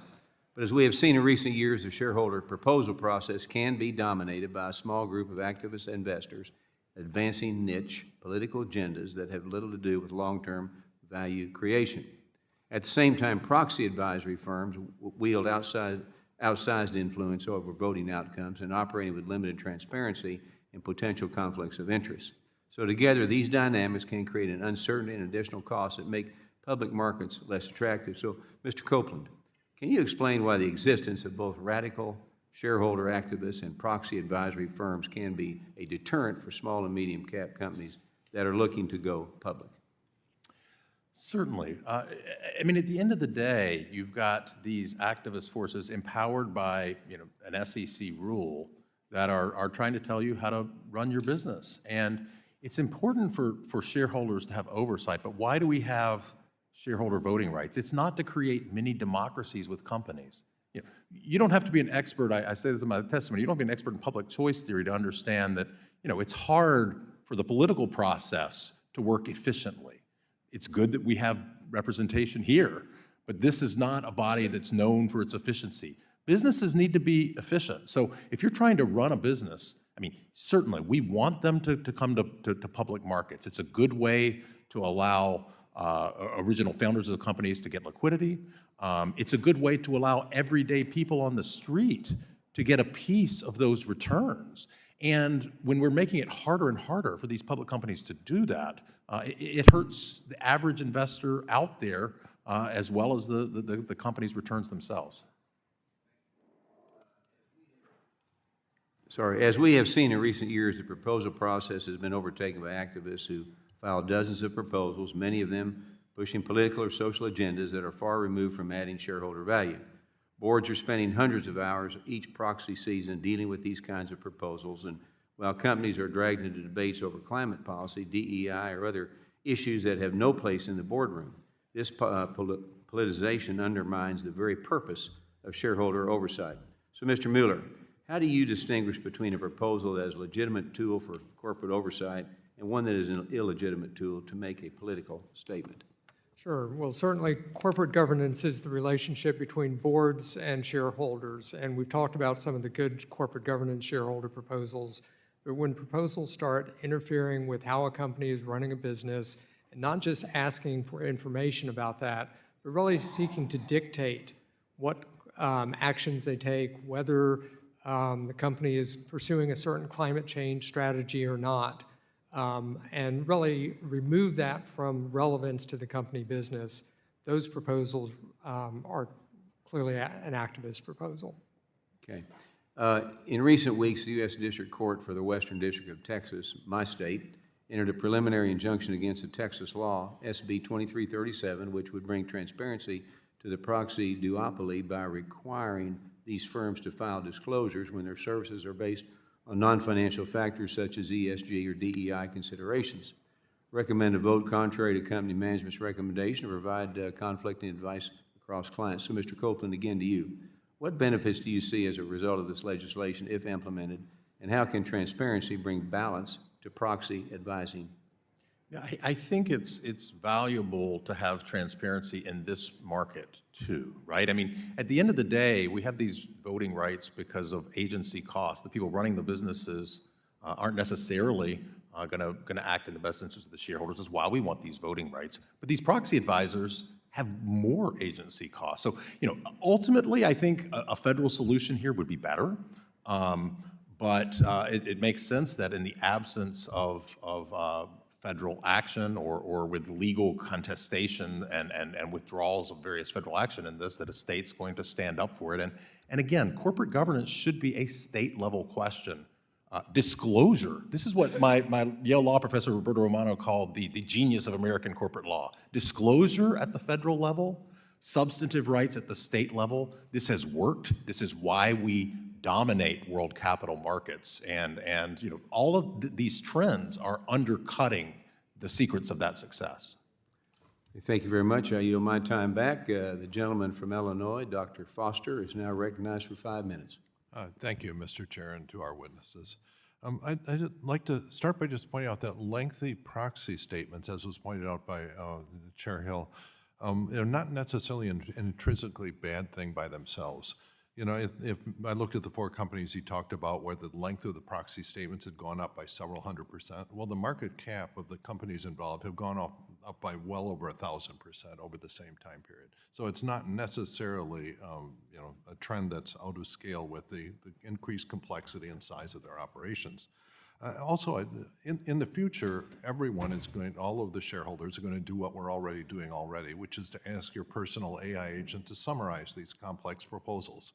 And they'll look at them in whatever level of detail they're comfortable with and want. And so it will be possible to get, for the average shareholder, to make a decision on the basis of the amount of information that they can actually absorb. So I think that same point applies to very complex regulations, where we're going to be able to use AI to tolerate very complex regulations because of the ability to chew through the complexity. I'd also have to say that I am in favor of making some tweaks to this. In particular, when I looked over the list of the requirements to bring forth a proposal, the point that you have to be a long-term holder, I think, is fundamental. I am very concerned about sort of the rise of meme stocks that I have with completely disconnected share price from any plausible future revenue stream from the companies. And that, if I was going to choose what hearing to have, that would be it, because that is generating huge misallocation of capital in our country.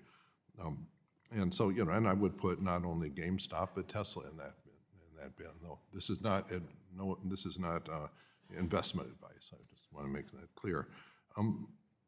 Another point is that political ideas have financial impact on companies, and you can't really hide from it. This is, we see that in the company I started 50 years ago that now manufactures most of the theater lighting equipment. when our country behaves badly.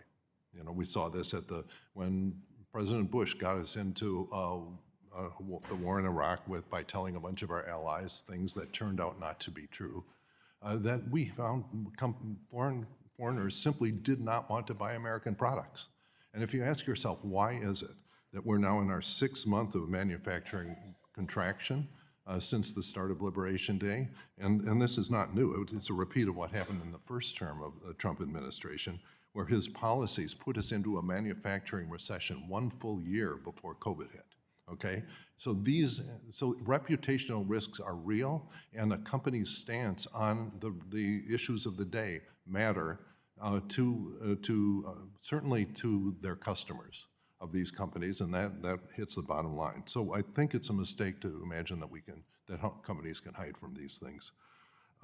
And so, let's see. I was interested, Mr. Lander. You referenced in your remarks that actually, if you look at companies that have had some of these DEI proposals go through, that it hasn't been bad, which is sort of the narrative I'm hearing from the other side of the aisle. Can you say a little bit about the actual research and the numbers here? Yes, thank you, Congressman Foster. So an independent study, I mentioned something specifically looking at shareholder access to the company proxy to nominate directors. That came through the work of the New York City pension funds before I got there. And independent analysis found that it added 0.5% to shareholder value at the companies who adopted it, potentially adding up to billions across the market. And separate from that, a group of business professors at the NYU Stern School of Business evaluated 1,000 studies and found that 58% showed a positive relationship between environmental, social, and governance efforts and corporate financial performance. 13% had neutral outcomes, and only 8% had negative effects. Yeah. So then, however, I think that there should be maybe some adjustment of the threshold by how significant an issue this is for a reasonable number of the shareholders. And are there simple tweaks?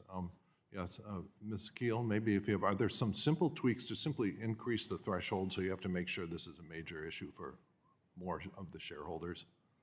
Sure. I mean, I think that would be the kind of easiest and most straightforward, right? To make sure that somebody who's submitting a proposal has the, as Mr. Copeland said, an economic skin in the game, to make sure there's an alignment of interest. So that would be, I think, the simplest.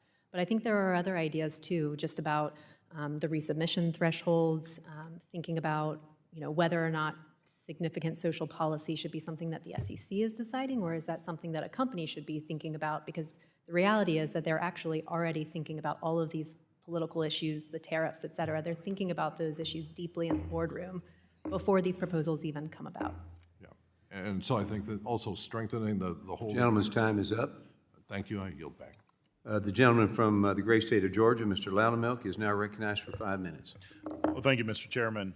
My bill, H.R. 3402, would amend the Exchange Act to require that institutional investment managers file an annual report showing how they voted and their alignment and consideration of proxy advisor recommendations. It would also require that institutional investment managers with over $100 billion in assets under management be required to clarify that shareholders are not obliged to vote every item and to conduct an economic analysis that a vote is in the investor's best economic interest. Mr. Copeland, can you please explain the relationship between institutional investment managers and proxy advisory firms? In other words, why do institutional investment managers hire proxy advisory firms to start with? Well, because it's an extremely complicated thing to vote on all these proxy ballots. I mean, Comptroller Lander talked about they have 10,000 or some odd investments. That's true for a lot of these institutional investors. And they don't really get a competitive advantage. It doesn't help their investment return to be a better voter. So a really large family of companies, the Vanguards, the BlackRocks of the world, they have teams on this. Smaller institutional investors don't, as a general rule, or at least a lot of them don't, and so they need help to execute this. So there is an economic rationale there. They've also been prodded that way, as was discussed earlier, by both DOL rulemaking in the ERISA context as well as by the SEC in 2003, which sort of created this demand by for a while there at least, giving a safe harbor to rely on this investment advice. Okay. Can you explain what is robo-voting and why is it used by institutional managers? Yeah, robo-voting is basically just a catchphrase to discuss, we're going to basically effectively outsource our voting to the proxy advisor. And we commissioned a study by Professor Paul Rose in 2021 that looked at this, and we found a significant percentage of the market that was doing this, which is why when we studied ISS in 2012, we saw that for these precatory shareholder proposals, about 15% of the voting total was de facto controlled by ISS. Okay, so instead of just taking advice from the proxy advisory firm, they're just handing their vote over to them. Right, they're not making an independent assessment. Okay. Could robo-voting harm the clients of institutional investment managers? Could it harm their overall returns? It could. The complication of this question is that for the individual firm, the answer is probably not, because you're a small percentage of the vote. You're not likely to have an outcome determinative vote on any of these questions. In the aggregate, I think it harms it, and part of what it's doing there is we're basically creating this Rockville, Maryland-based business owned by the German stock market, right, is effectively driving 15% of the vote for all the publicly traded companies. I mean, that's huge. That is huge. Why would a disclosure requirement for large institutional investment managers concerning whether they have engaged in robo-voting be useful? I think it's useful because it enables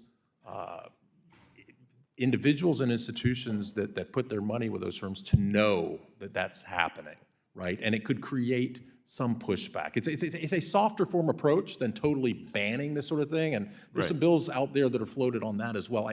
I think disclosure is a good disinfectant in general, and I think it's a relatively soft touch approach, but one I think would be quite useful. So you talked about 15% being from a German-owned organization, right? Is that theoretically them bringing European ideas and interest and standards into the American marketplace instead of these investment managers making their own votes and decisions? Well, it certainly could be. That's the risk. And there's conflicts of interest in all directions for the way ISS and to some degree Glass Lewis, the other big player, operate as well. I mean, there was an article in the Free Press just recently that NVIDIA has a larger market capitalization than the entire German stock market. Wow. And yet the German stock market owns the proxy advisor that controls 15% of the vote here. Wow, that's amazing. Last question, do you have any other ideas for regulatory reforms that could reduce the influence of proxy advisory firms without imposing excessive cost on the institutional investment managers or stockholders? We have a lot. The time's limited to go through them all, but I reference in my written testimony a paper I co-authored with David Larker and Brian Tayan at Stanford in 2018 that went through this as the SEC was looking at this, and they did a rulemaking in 2020. And then it was partially rescinded with the administration change, and they've been in court, and 3 different circuits have been opining on it. So it's kind of a mess, but which is why it'd be good for this body to act. Yeah. Okay. Well, thank you. I yield back. Thanks. Gentleman yields back. I now recognize the gentlewoman from the great state of Ohio, Ms. Beatty. Thank you, Mr. Chairman and Ranking Member, and thank you to all of the witnesses for being here today. I just have a couple questions that I want to try to get through. Mr. Lander, as you know, many of the attacks on shareholder advocacy and even ESG investing argue that these are extraneous, immaterial issues with no relationship to a company's bottom line. And I believe you strongly disagree with these allegations that you are hurting companies financially. Can you explain your perspective on this? Well, first, I find it especially funny when people attack ESG as not relevant to corporate governance when the G stands for governance. So outlawing ESG proposals, but saying, no, we're fine with a proposal about executive compensation or the role of the board. I mean, just read the words. Like, that's what governance is. Attacks on ESG are attacks on corporate governance. That's what they are. And then I thought, actually, that Representative Foster made this very clear. There's this idea that if you say pecuniary, somehow you're excluding everything I don't like, and only including profit makes no sense at all. You're evaluating risks like, will there be new regulation by Congress on some area that might be affected by the business we're investing in. If, we had concerns at Tesla when Elon Musk left as CEO and there was no CEO, but we also had concerns that if he was pursuing action that was going to make it harder to sell EVs through action he was taking here, that was going to be bad for EV sales. Well, that's pecuniary if you're a Tesla investor. So there is simply no way to draw a neat line, and that's the job of investors, to evaluate this broad set of regulatory and operational and legal and governance and, sure, environmental and workplace risks. Why stop investors from getting all the information that they need to make their own decisions? If other investors don't want that information, that is fine. I'm not telling them how to invest, but I don't understand why members of Congress are trying to tell me how to achieve my fiduciary duty to my beneficiaries. Thank you, and thank you, Mr. Foster, because I think that was a good segue and allowed you to respond. Let me move on. I'm going to stay with you on this next question. While numerous red state treasurers and financial officers have written companies calling them to abandon working together on climate change or to end their diversity, equity, and inclusion programs, I understand that financial officers in blue states have also written to companies they own to invest in investment managers that they use, urging them to stand firm in their support for sustainability programs, citing that it also promotes long-term shareholder values. I'd be interested in hearing your thoughts on why these financial officers are taking public stands in support of maintaining these programs.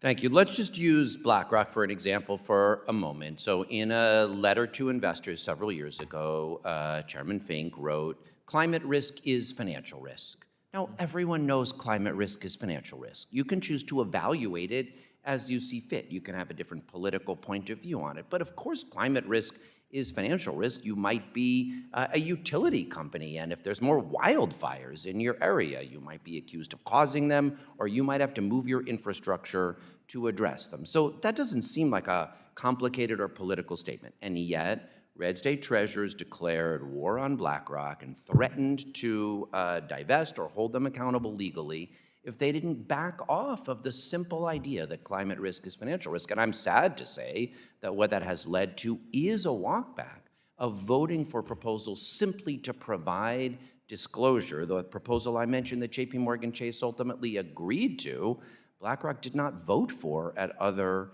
companies, denying its customers and other investors simple disclosure. Okay. Thank you. And Mr. Chair, I yield back. Gentlelady yields. The gentleman from Ohio, Mr. Davidson, who is also the chair of the Subcommittee on National Security, Illicit Finance, and International Financial Institutions, is now recognized for 5 minutes. Thank you, Chairman. As chairman of the National Security Subcommittee, CFIUS and its screening authorities grabbed my attention. Foreign investments that could threaten our national security are supposed to get scrutiny. In the case of ISS and Glass Lewis, both foreign-owned companies with an extremely outsized impact on proxy voting in our capital markets, they haven't been subjected to CFIUS review. ISS, founded in the United States back in 1985, is now majority owned by Germany's Deutsche Börse Group, the powerhouse behind Frankfurt's stock exchange. That's a foreign-owned entity calling shots in how America's institutional investors vote trillions of dollars worth of U.S. shares. On May 10th, 2024, my colleagues, Congressman Andy Barr and Congressman Brian Stile, urged Treasury Secretary Janet Yellen to have CFIUS review this acquisition. Yet here we are, over a year later, picking up the pieces from the previous administration. Then there's Glass Lewis, started in San Francisco in 2003, but snapped up in 2021 by Peloton Capital Management, a Toronto-based private equity firm. ISS and Glass Lewis aren't small outfits. Together, they dominate 97% of the proxy advisory space, influencing votes on everything from board elections to ESG mandates that shape corporate policies and significantly influence America's capital markets. In a world where we're laser-focused on foreign influence in critical sectors like tech and infrastructure, why aren't we properly screening foreign companies that control corporate governance in our country?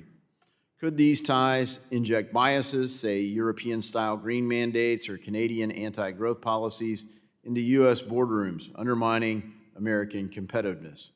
We need transparency and safeguards to ensure these firms aren't advancing agendas that put foreign interests ahead of American shareholders. Look, the shareholder proposal process under Rule 14a-B or 14a-8 was meant to give real shareholders a say in how companies they own are run, holding boards accountable and driving long-term value for America's retail investors who are saving for retirement. But under the Biden administration and SEC Chairman Gary Gensler, it's been turned into a playground for activists and special interest outfits shoving their ideology and political crusades down the throats of companies that just want to focus on growing their business and raising capital. Why go public in America when you can dodge this regulatory circus? Congress has to get in the game with real reforms to Rule 14a-8, jack up ownership thresholds so you've got actual skin in the game and a holding period, beef up exclusions for this irrelevant ordinary business meddling, and slam the door on resubmissions for proposals that keep bombing us at the ballot box, all propped up by two proxy advisory kingpins. And speaking of those kingpins, ISS and Glass Lewis, with their 97% stranglehold on the market, they're the real enablers here, steering institutional votes like puppets without a shred of accountability or transparency. Their recommendations are really activism masquerading as advice, turbocharging robo-voting. And it's time to break this duopoly and let free markets actually work. Mr. Mueller, you've seen thousands of proposals up close. Why has the number of social and environmental ones exploded, and why do they mostly fail but keep coming back? The factors here are really the professionalization of the shareholder proposal process. There are the advisors out there deemed representatives that are out marketing themselves and saying, we will handle the shareholder proposal process. You can sit back and we'll submit this proposal. And they're not just asking for information, they're trying to influence outcomes and saying, this is what we've done. With their effort to influence those outcomes, do you worry about, threats to American interests or even national security? Certainly I do, because they are focusing on one aspect of a company's operations. The management, who also has fiduciary duties to all the shareholders, to all shareholders, know the company best. They, as Mrs. Keel has said, have often already considered these issues. They're often addressing the issues the way they view best for all shareholders. Thank you so much. Mrs. Keel, I'd love to talk to you about your work at Exxon. And in their case, BlackRock voted shares that seemed to conflict with Exxon's interests, but certainly advanced BlackRock's. And so we have a large range of questions that I'll address for the record. And I have some for you too, Mr. Copeland. My time's expired and I yield. The gentleman yields back. The gentleman from Illinois, Mr. Caston, is now recognized for 5 minutes. Thank you, Mr. Chairman. Thanks to our witnesses. And I want to just preface this by acknowledging that I'm going to be a little bit pedantic. But this conversation is, I'm trying to find a polite way to say this, it's really dumb. Let's just acknowledge some things that should not be debated, but I can't believe we're suggesting they're not true. Shareholders are actually the people who own companies. The executives of a company serve at their pleasure. They are tasked to carry out the will of those shareholders. They are custodians of shareholders' investment, but they are not actually the people in charge. And shareholders are not monolithic in terms of their interests, in terms of how they define value. Hearing my colleagues say the only thing that matters is shareholder value, what the hell does that mean? Maybe I'm a shareholder who thinks that a company's free cash flow should go to paying dividends. Maybe I'm a shareholder who thinks that value would be maximized if we reinvested that cash flow. Maybe I'm a shareholder in Kodak who thinks we should be pivoting to digital photography because you're committed to a technology that isn't going to survive. Maybe I'm a shareholder in a car company who thinks we should be pivoting to EVs. It doesn't matter whether you're right. You have different opinions about value. And the way that companies adjudicate those disputes is to have a high-functioning board, executives who are competent, people who surface their opinions. We try to resolve them in some collaborative fashion. And if you can't resolve them in some collaborative fashion, ultimately you go to a majority vote. This is not freaking complicated, right? Now, the idea that some voters are more worthy of having their opinions heard than others, some voters, only the ones we agree with, understand what value is, I guess that's on brand for the party of January 6th, but that's not actually the way that you make good decisions, right? So I say this not as a member of Congress. I say this as someone who spent 16 years as a CEO, who ran a company where I was a minority investor because I didn't have the couple $100 million that we needed, so we had a bunch of other money that came in, and sometimes I disagreed with our investors, sometimes I persuaded them of my opinion, sometimes they won, sometimes I won. I maintain I was probably right more often than I won, but it didn't matter, right? I didn't have the votes, and our board understood, and I understood, that sometimes my economic interests were at odds with the shareholders, right? Now, I could have come to Washington and said that as an activist for the interests of minorities, I will come here and represent our nation's poor, underappreciated CEOs. But I don't think that's actually the way economy works. So Mr. Mueller, I guess, do you agree that there are conflicts of interest and that, I don't know, like, you know, when Enron collapsed, was a part of that because of board oversight failures and conflicts of interest with management? Just yes or no? Yes. Okay. And do you agree that it's important for boards to have independent directors who are distinct from management? Yes. Okay, good. So does the New York Stock Exchange, so does NASDAQ. That all makes a lot of sense. Ms. Keel, would you agree that transparency in executive compensation is a good thing to have in corporate structures? Yes. Would you agree that shareholders should have a say on board of directors' compensation? Yes. Under the Dodd-Frank Act, are companies legally required to act in response to a shareholder vote on executive compensation? No. No, they're not. They're non-binding advisory opinions. In general, are companies legally required to take action on shareholder proxies? Technically, no, but effectively, yes. Well, according to your firm, said, quote, shareholder proposals are typically advisory in nature and not binding in a corporation. That's technically That is true. all my experience. That is the law. We're talking about the law. We're not talking about technically. We're talking about should we change the law, and we are in agreement that the law does not actually say these proposals are binding. The law says they are advisory. They get factored in, and then we have a high-functioning board. You know, Mr. Copeland, you had said earlier that I think you had a just on public choice theory, and that Congress proves that you shouldn't just decide things by majority vote. That's not how boards work. As we just established, the law says that these are advisory opinions. So we're sitting here having this whole conversation about a boogeyman who doesn't exist. This conversation is about, do shareholders have rights? Do shareholders own companies? And do they have any rights to express their opinions of value in corporate boardrooms? Mr. Lander, you want to add anything here? Am I missing anything as a fiduciary? That was very well said. I hope our next hearing is not dumb. Yield back. The gentleman yields. The gentleman from Tennessee, Mr. Rose, is now recognized for 5 minutes. I want to thank Chairman Hill and Ranking Member Waters for holding this hearing, and thank you to our witnesses for taking time out of your schedules to be with us today. Mrs. Keel, I wonder if you might like to expand on the response there to Mr. Caston about the nature of the issue.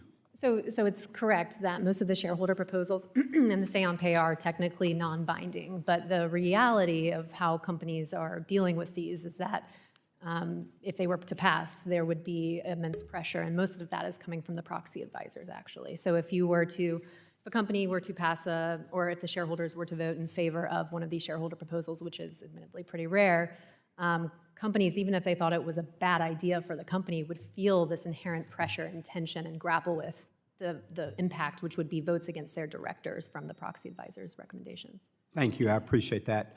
Mr. Mueller, how transparent is the SEC's no-action process, and are there consistent principles, or do outcomes shift from year to year? Thank you.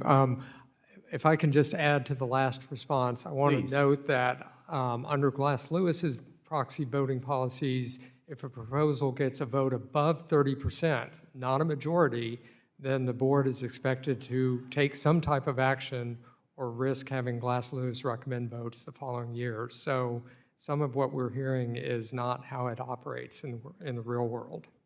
The SEC's proxy rules have really shifted over time, shifted with the political winds. As Mrs. Keel has said, they use vague terms that are open to interpretation and really complicate and make the process more expensive for both proponents and companies. Thank you. I appreciate that insight. And so, Mrs. Keel, back to you. Can you please explain why it would be useful to raise the resubmissions thresholds that are currently in Rule 14a-8I-12? Sure. So, I think we use the word shareholder democracy a lot and wanting to protect shareholder rights. And I think, the resubmission threshold is so important because if shareholders vote against something 9-1, 9 against, 1 for, and we let the proposal go back on the ballot the very next year, what does it mean to have a voice, right, for those 9 shareholders who voted against it? Why are we putting it back on the ballot when it was very clear that there was not support for this? So I think that's the first point, is really respecting a shareholder's vote. The other thing that I think we need to really think about carefully as we, consider whether to revise the standard is, what does it mean to be substantially similar subject matter? So it's not just the number of the threshold, it's how it's applied. What is the scope? Is it a carbon copy? Is it a general topic? That's something that we would need a lot more clarity on, because right now the SEC applies it so narrowly. Sure, and I think as a shareholder who actually reads these things and tries to be thoughtful in my responses, I think we all have to acknowledge that when we ignore that the shareholders have rendered a verdict, if you will, yet it comes back, the inevitable inclination is to think, okay, this issue must have more support than it appears to, right? That's just kind of a natural human response, is that something that keeps getting put back in front of you is going to, kind of persuade, if for no other reason that its presence. Do you agree with that? Completely. And does the outcome in these things reflect that kind of natural human tendency? Yeah, absolutely. It puts a magnifying glass on the issues, and that's the point of my testimony, of that you get to basically buy this megaphone and this platform to put forward these, sometimes important issues, but not necessarily relevant to a company. And I think that it can kind of distort what companies should be really focused on. And Mrs. Keel, again, do the procedural requirements for a company to exclude a proposal create an excessive and expensive burden, even for proposals that are clearly non-material? Can you explain why this is? Absolutely. So there are 3 things. One would be the fear of the proxy advisors, right? So if you know for a fact that a proposal is not accurate, maybe they didn't have enough shares, they missed the deadline, some sort of clear procedural deficiency, companies will still go ask the SEC for their official no action relief, because they're afraid that the proxy advisors are not going to vote against their directors for not doing so. Then they're also afraid of the shareholders themselves and bringing some sort of litigation and joining their annual meeting, which would be an absolute disaster kind of in corporate world. And then they're afraid of making the headlines, right? If you go against the grain and do something that's different, it can be problematic. Thank you. My time has expired. I yield back. The gentlewoman from Massachusetts, Ms. Presley, is recognized for 5 minutes. Thank you. Diversity, equity, and inclusion matter. Diversity means all people, veterans, LGBTQ, women, rural communities, Black people. Equity means fair access to opportunities. And inclusion means having a real pathway to the American dream. No executive order from Donald Trump is going to change that, and certainly no legislation from my Republican colleagues will, but that does not stop them from trying. Republicans are proposing bills that would make it harder or even impossible for shareholders to increase transparency around diversity hiring and inclusive workplaces. Shareholders want this information because study after study has affirmed that diverse teams create more money for companies. They're more innovative and are better and faster at making decisions. Diversity, equity, and inclusion is good for business, and it is good for the economy. Mr. Mueller, does Gibson, Dunn, and Crutcher value the practice of diversity and inclusion? And just a simple yes or no. Yes. Thank you. Mr. Chair, I would like to enter into the record this webpage from Gibson Dunn entitled Diversity and Inclusion. Without objection. Mrs. Keel, you are a partner at Jones Day. Does your firm value the practice of diversity and inclusion? Just a simple yes or no. Yes. Thank you. Mr. Chair, I would like to enter into the record this webpage from Jones Day entitled Inclusion. Without objection. Comptroller Lander, do you, as New York City Comptroller, value the practice of diversity and inclusion in your office? Absolutely. Thank you. Thank you for your express commitment today. I also want to commend you on your statement in February, pushing back against Trump's attacks on DEI, and I would like to enter that statement into the record. Without objection. Now, it is really wonderful to see this type of agreement, bipartisan agreement, by Republican and Democratic witnesses here today. However, the fact remains that the fiscally irresponsible policies from the White House, Republicans in Congress, are pushing people out of the workforce. Unemployment is on the rise, and Black women are bearing the brunt of the job losses. But what else is new? We bear the brunt of everything. Black workers are the last hired and the first fired. The alarming spike in Black women's unemployment is the canary in the coal mine, a devastating warning of where our economy is headed. That is exactly why I wrote a letter to Federal Reserve Chair Jerome Powell calling on the Fed to do its job and honor their statutory mandate to promote maximum employment and address this crisis for Black women. But it's not just the Fed who must take action. The SEC must too. Comptroller Lander, do the Republicans' proposed changes to SEC rules help or hurt transparency for shareholders? They hurt transparency for shareholders. Thank you. We need policies that empower shareholders and protect investors. Diversity, equity, and inclusion matter. It's good for business, it's good for families, it's good for the economy, and the data supports it. I yield back. The gentlelady yields. The gentlewoman from Michigan, the Republican Conference Chair, Ms. McClain, is now recognized for 5 minutes. Thank you, Mr. Chairman. I just want to make sure I'm in the right hearing. We're here to talk about proxy advisors. Am I? Okay, just making sure. All right. Let me start by saying this. This is my kind of stance, opinion, and I'd like to have a conversation around it. It seems to me that two proxy firms should not be deciding how trillions of dollars in shareholders' votes are cast. Would you agree with that? Anyone disagree with that? Thank you. Yet today, every American thinks they're investing in the market. But their votes are actually being hijacked and dictated by unelected, unaccountable, foreign proxy advisors. This is not, in my opinion, shareholder democracy. Instead, it's concentrated power that is unchecked, and it undermines the integrity of our capital markets. I believe proxy advisors should stick to providing what they do best: research, right? They were designed, their job, their goal is research. They should stick to their job, research, right? I don't believe they should act as shadow regulators of corporate America. I don't know if I'm going to get a bunch of disagreement there, but does anyone disagree with that premise that they should not act as a shadow regulator? Good. They neither regulate nor dictate. But you would agree with my premise that they shouldn't act as shadow regulators, correct? Or do you disagree with my premise? They neither regulate nor dictate. So that's a great answer to a question, sir, I didn't ask. Are you disagreeing with my premise, or are you agreeing with my premise? You said they were dictating to shareholders how they I vote, and they believe don't proxy dictate to shareholders advisors- how they vote. So let me rephrase it, sir. Okay.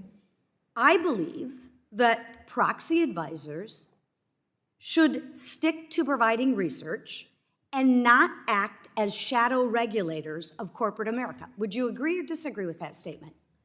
It's a really simple question. I agree, and they don't Thank do you very it. much. Mr. Copeland, would you agree proxy advisors, unaccountable, unelected firms, have too much power and direction of the U.S. public companies? Would you agree or disagree? Agree. Can you expand on why? Because effectively, we're talking about controlling, 25% of the shareholder votes. They're non-transparent, they're non-regulated, they're non-American in ownership. Wait, they're non-American. Wow. No, one's I wonder owned if they have by- any ulterior motives. I'm sorry, sir.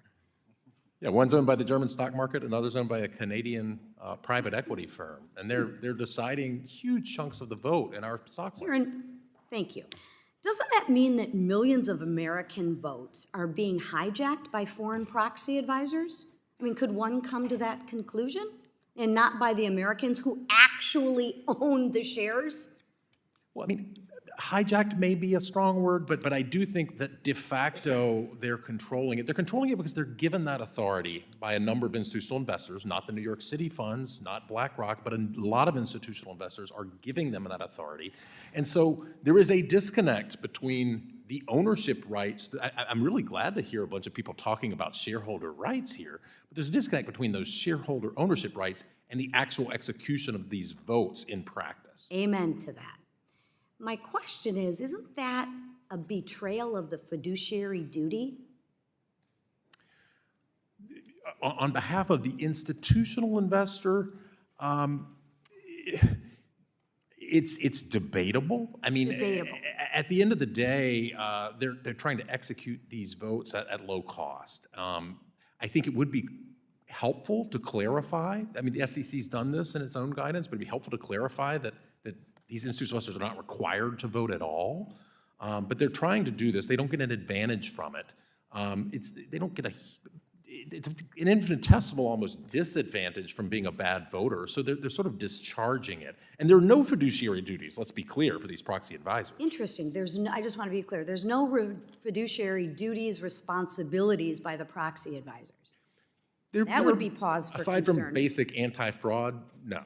Yeah, very interesting, don't you think? Mr. Chairman, I'm sorry, but I am out of time. Thank you for your witnesses. Thank you for your time. The gentlewoman yields back, and the gentlewoman from Texas, Ms. Garcia, is recognized for 5 minutes. Thank you to all the witnesses for being here this morning, and I want to give a special welcome to the comptroller, because as a former elected city controller in Houston, I know the role, I know the business, and I know how busy you are, but thank you for taking the time for being here. And I also want to personally thank you for standing tall with the immigrants showing up to court in immigration court in New York. Like you, I've done that too. I've gone to visit our Houston immigration courts, and it's just shameful what the current felon in the White House is doing to keep people from their day in court. So thank you for that too. Thank you. But tell me, this kind of silencing and criminalization of almost everything, I mean, I'm where Mr. Kasten is. It's like, why are we going through all this? You know, why are we spending so much time on something when, frankly, all these lawyers at the table could just advise their clients to go private? If you don't want to deal with pesky shareholders, then go private. Then you don't have to worry about it. But no, they want it both ways. They want the dollars, they want the investment, and they want the control. But why is Wall Street just trying to push shareholders out? I mean, what are these companies not rich enough?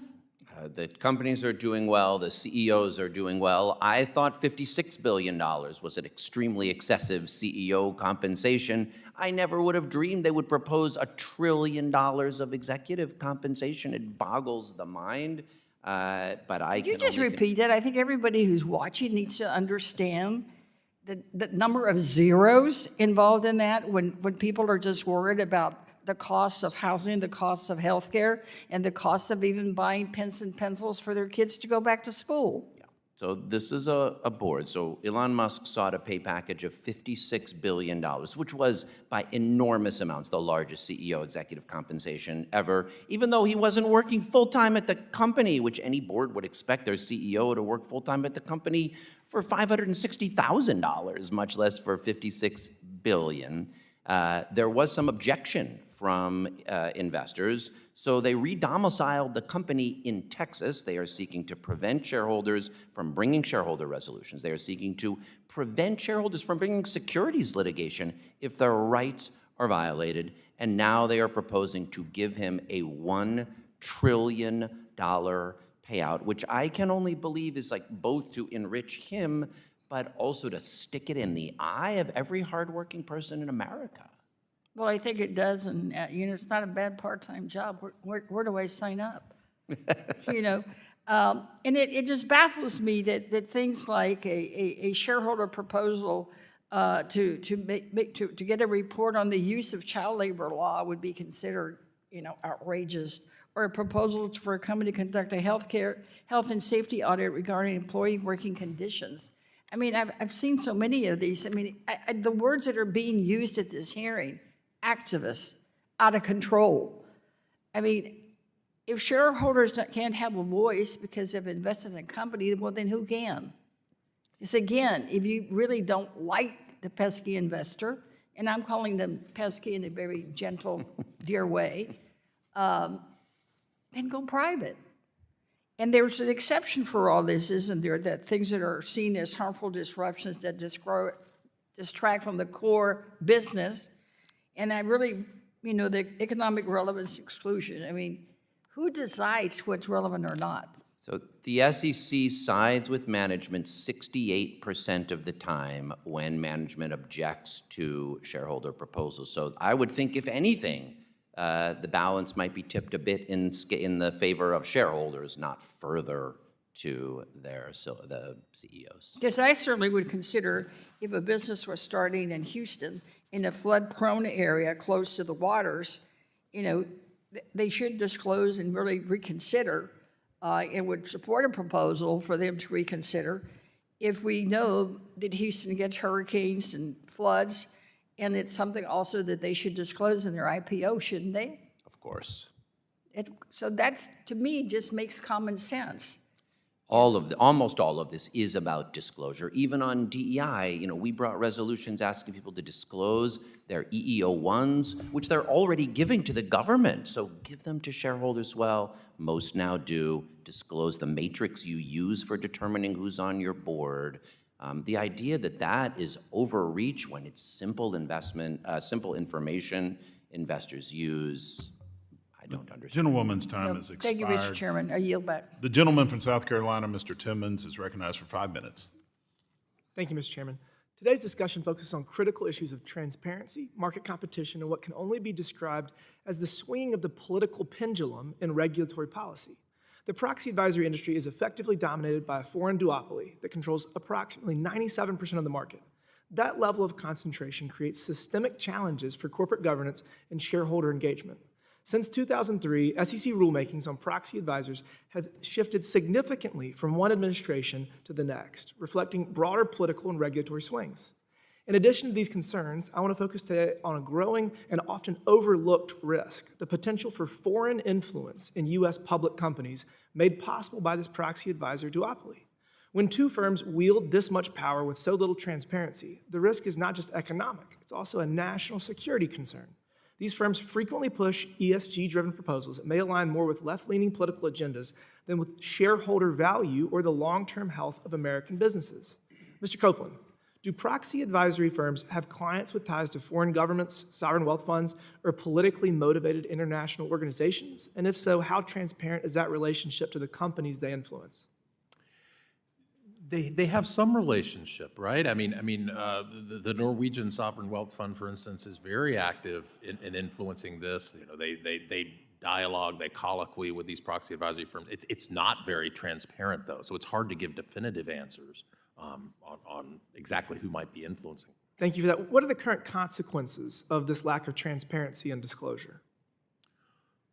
Well, I think it's hard for regulators to know what's happening. It's hard for investors necessarily to know what's happening. And there's only a couple of these. I mean, the reality is they're not that big of businesses. They're valued high, but it's probably not just based on their cash flow. It's probably based on the control that they exert over the market. And we know that because from time to time they've been subsidiaries of publicly owned companies. So we know that, for instance, 15 years ago, it was reported from MSCI that ISS in its proxy advisory business got $11.5 million in profits. I mean, that's a lot of money, but it's not a lot of money compared to 15% of the stock market. Thank you for that. I want to turn briefly to the business model of large proxy advisory firms and the conflicts of interest that result. Firms like ISS not only issue proxy recommendations, but also sell consulting services to the same companies they evaluate, including through their ESG corporate rating service. This creates a financial incentive to issue recommendations that could drive more business, raising serious concerns about the objectivity of their guidance. In addition, some proxy advisors are affiliated with advocacy organizations that actively promote specific shareholder proposals, often aligned with particular political or ideological agendas. When the same firms are both shaping and scoring these proposals, it becomes difficult to separate impartial analysis from activism. That is a problem for transparency, for market fairness, and for the long-term interests of American investors. Ms. Keel, could you walk us through an example of this conflict of interest in practice and discuss the negative consequences that result for both the corporation and everyday shareholders? Sure. So I think one important thing to address first, especially on the influence from abroad, is that they're incorporating European standards of investing into the standards that they are then imposing in the recommendations that they give to companies directly. So in Europe, they have an idea of double materiality. It's this idea that we can consider what's material to us and also to the outside world. That's just not the standard in the US. So it is applying an entirely different investment theory, essentially, of materiality to US companies. And so from a conflicts perspective, companies are subscribing to the services that tell them to do this. And if they do not comply, the implicit threat is, we will vote against your directors. So they're stuck between this rock and a hard place. They have to hire them, and they have to do what they say. These are the same Europeans that shut down all of their nuclear power facilities because they were not clean and now buy dirty Russian oil. Interesting. As a follow-up to that, do you believe the SEC has the tools it needs to address this kind of conflict of interest, or should Congress consider additional steps to ensure proxy advisors remain neutral and accountable to shareholders? There definitely needs to be some sort of regulation at federal level would be great. They fought tooth and nail against some really common sense regulatory, oversight, which would have just simply had them, not make false and misleading statements, right? And so that is what they were so against. So I think we need some explicit acknowledgement of the Thank you for that. The proxy advisory industry holds too much influence with too little accountability. The absence of transparency, the potential for foreign involvement, and the presence of clear conflicts of interest create serious risk for public companies and for the strength of our capital markets. I am out of time, and I yield back, Mr. Chairman. Thank you. The gentleman yields back. The gentleman from California, Mr. Liccardo, is recognized for 5 minutes. Thank you, Mr. Chair. I appreciate all the testimony of the witnesses, particularly the written testimony. Mr. Mueller, I very much appreciate you going through in detail much of the existing regulation. I wanted to refer first to Ms. Keel's examples that were raised during both your testimony today and in your written statements. With regard to several proxy proposals relating to things like reproductive rights, geopolitical issues in China, gun sale regulation, Bitcoin investment, how many of those were actually adopted? I don't have the exact passage rates, but I'm guessing Were any of none them? That's my guess, yes. Okay, so none of them were, Correct. to your knowledge, were actually approved. And in fact, there are criteria that exist already, exclude proposals like these, most prominently that are relating to economic relevance under 14a-8, I-5, ordinary business that can mitigate micromanaging and so forth. And so I certainly appreciate that there is time expended, and I think that issue has been raised and a lot of resources expended. But fundamentally, the rules already exist to exclude many irrelevant proxy proposals. And in fact, the SEC appears to uphold management's decision to exclude them 68% of the time, according to Mr. Lander. So help me understand better what we're doing here. If the rules exist, why should Congress get involved if rules already exist to exclude irrelevant proposals? So happy to take that one. You know, it's not required to go to the SEC for no action relief, but it's become the thing that companies do. And so to deviate from that, there's even an example from a long time ago before my time where a company said, I'm just going to notify the SEC of an exclusion. And the SEC said, you know, you've got to go through the normal process, even though it's not required and even though it's just guidance, it's not law. But there's this feeling among public companies that you don't want to rock the boat, right? It's not, it can be intimidating to make headlines. It can be intimidating to instigate scrutiny from the proxy advisors because the stakes are so high. So they will just fall back on this, you know, reliance on this system because, you know, that's what people are used to, and the alternative is, the unknown is too scary.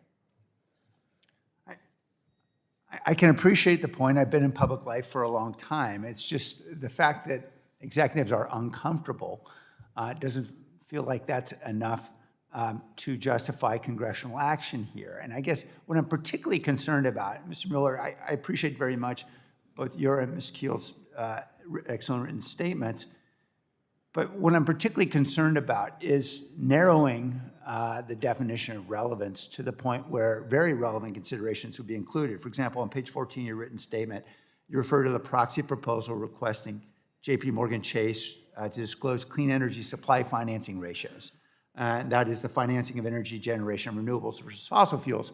Now, I know there's a wide variety of opinions here about climate change in this room and perhaps in America, but don't you agree that it would be critical for a lot of investors to understand how J.P. Morgan's executives have internalized the litigation risks, the regulatory risks, the long-term risks of how it's deciding to finance energy investments?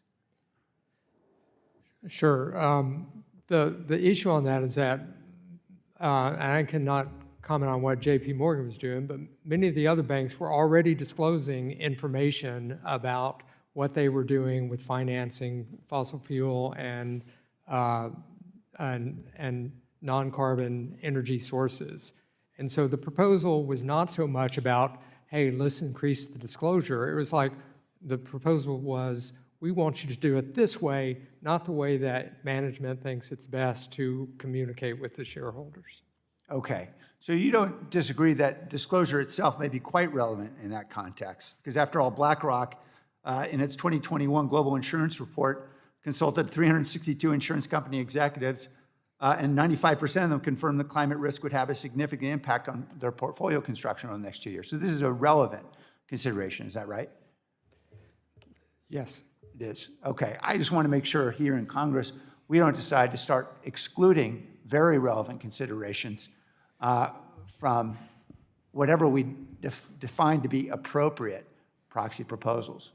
I think the issue is what is relevant, and when under slab 14L in the Gensler administration, the first year that came out, only 35% of the proposals were excluded.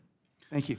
The gentleman from Pennsylvania, Mr. Muser, is now recognized for 5 minutes. Thank you, Mr. Chairman. Thank you to our witnesses very much. Last Congress, this committee pushed back against Biden regulators who imposed ESG mandates that elevate social or political agendas above material business decisions.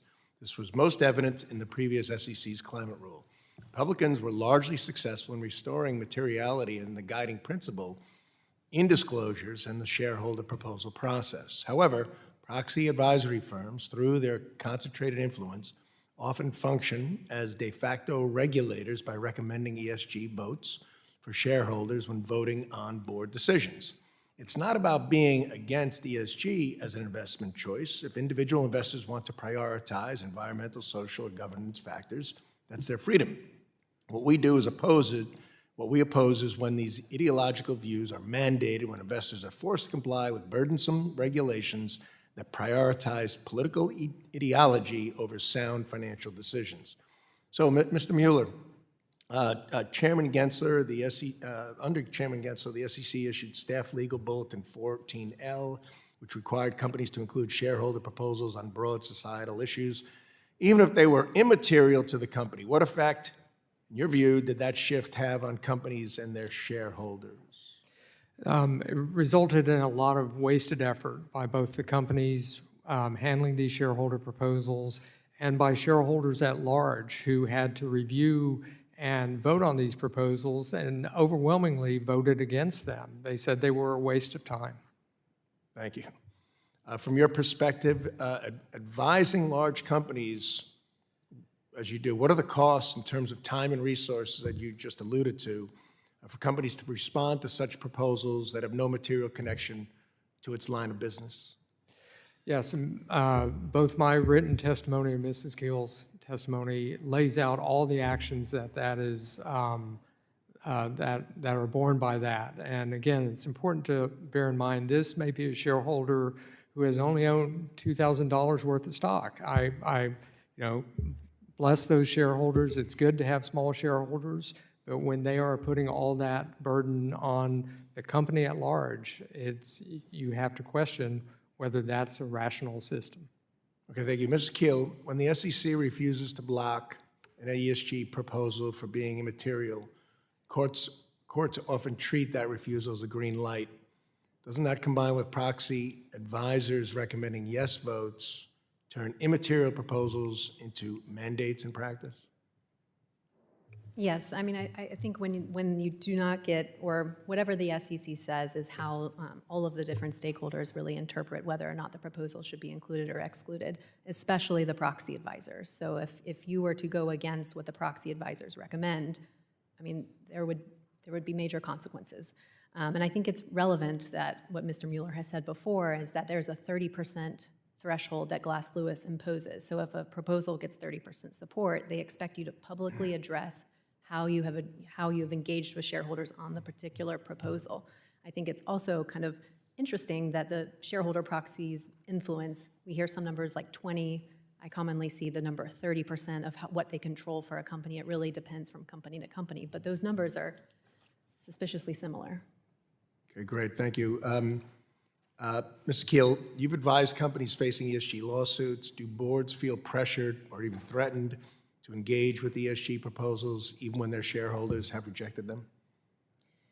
Absolutely. I mean, but the real issue that I would like to also highlight, which I've said earlier, which is boards are grappling with these issues in the boardroom not every single day, but at every meeting, right? These are important topics when you see news about the tariffs or you see news about environmental issues. I mean, these are raised in the boardroom absent exactly what the proposal is putting forth.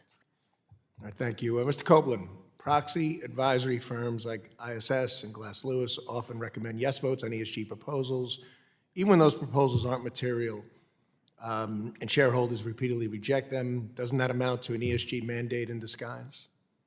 Effectively, because of the way they treat this. As we've heard during this hearing, they'll no-vote directors, even though it's an advisory proposal, they'll no-vote directors if they don't reply. Sometimes even for minority votes, where a majority of shareholders say no, they'll no-vote directors if the company doesn't respond. And my understanding is the performance isn't that much worse off, but the idea of mandating and the problems that it causes is serious. The gentleman's Your time understanding has as well? expired. My time has expired. I yield back, Mr. Chairman. The gentleman from Texas, Mr. Green, is recognized for 5 minutes. Thank you, Mr. Chairman. I thank the ranking member and the witnesses for appearing. Mr. Lander, I'd like to visit with you for just a moment, if I may, please. There are some CEOs who make more in a day than some of their employees will make in a year.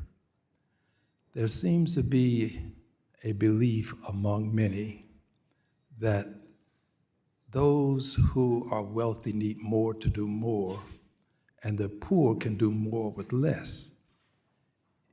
Is it material for the shareholders to want to see a living wage paid to employees and for those shareholders to insist upon that by using the limited amount of authority that they have to have a living wage for people who are working and making it possible for CEOs to make these huge salaries. You just talked about the possibility now of $1 trillion. That's $1 trillion salary. I mean, that's more than the mind can imagine. Your thoughts, please. Yeah. So I'll start from the people whose money I'm managing and who I represent. They are teachers and school crossing guards and secretaries and public hospital nurses and cops and firefighters and sanitation workers, like hard-working people who, largely because they organized in a union, secured retirement security. They're not making a lot of money every year, but we guarantee them this retirement security. So they're paying attention to how their money is invested. And what they mostly have the right to from me and as fiduciary duty is to make sure that it's invested well with good risk-adjusted returns. They know that companies will do better if those companies have good workforce management and live up to their own policies. So many of the companies that we invest in have policies that they respect the rights of those workers to organize a union, to seek to bargain collectively, and to have good workforce management practices. So I'll give the example on climate policies. It tends to be that our— So talk to me about the living wage. Yeah. Well, what I was going to say there is all 5 of our funds, including the police pension fund and the firefighter pension fund, often vote for shareholder proposals asking companies, as they did at Starbucks, where we brought a proposal. We had heard that there were issues of workforce management, refusal to allow people to organize and bargain collectively. So we brought a proposal, and 52% of investors voted in favor of asking Starbucks to do an independent assessment of its workforce practices, including its adherence to international labor rights standards. And then the company agreed to do so and provided that assessment to its investors, including those teachers and cops and firefighters that I represent. That's all we're talking about here at its most aggressive. Usually those proposals don't get a majority. In this one case where they did, it resulted in a corporate assessment of its workforce policies so that investors could make wise decisions going forward. I'm going to take it that you believe that it is acceptable for the shareholders to push inquiries that would lead to a living wage being paid to workers. So let me distinguish at the policy level. I'm a big advocate of living wage policies broadly across the economy and have advocated for them as law in New York City and nationally. As an investor, I have fiduciary duty to focus on risk-adjusted returns to shareholders, and so I focus on workforce issues broadly, because if you immiserate your workforce and you have such rapid turnover as Amazon does, for example, that's a risk, not only to the workers, I agree, and let me but to just investors. add this as we close this. When we're making these decisions to pay the CEOs billions, we don't seem to get into the question of how this is going to have this level of adversity as it relates to the business model that the company has. But when we talk about the people who are making $7.25 an hour or some amount of money that CEOs will give as a tip as they leave a restaurant, it becomes a big issue. We seem to think that the poor can do more with less, and the wealthy, they need more to do more. I yield back. Gentleman yields back. The gentlewoman from California, Ms. Kim, is now recognized for 5 minutes. Welcome, witnesses. Thank you so much for being here. You know, in California, our drivers, custodians, local law enforcement, and other public employees rely upon the California Public Employees Retirement System to manage their pensions and ensure that they can have a comfortable retirement. Unfortunately, rather than being focused on securing the highest possible return for its members, CalPERS has been focused on left-wing politics and supporting changes to force companies to adopt these ESG initiatives. One way that we have seen companies forced away from focusing on their products and services is by burdening companies through the shareholder proposal process. I want to ask my question to Ms. Kill. What are the steps that a company takes when it receives a shareholder process Sure. or So proposal? Sure. So first it will decide whether it is actually substantially implemented already, whether it's considered it. It'll then go into whether investors have raised this as a particular issue that they actually care about. And then it'll assess what is the harm that could come from this, right? It's a risk mitigation analysis at the end of the day. So is it going to jeopardize legal privilege? Is it going to disclose some sensitive competitive information? Is it going to disclose sensitive employee information, which is what a lot of the reports would request? Is it legal? There are examples of shareholder proposals being put forth that would, if they were to be implemented, would actually be illegal. We've seen this in the insurance industry and with respect to diversity and equity and inclusion proposals. And then lastly, you have to evaluate whether it's actually going to harm the company, right? So then there are examples of proposals that are effectively trying to hurt a business. One example would be to a pharmaceutical company, asking them to stop issuing patents or do reduced patents. Another example would be asking an energy or oil and gas company to reduce Scope 3 emissions, since that would require them to reduce the sale of their actual products. What about the costs that companies are burdened with when dealing with shareholder proposals that may not be relevant to the business activity?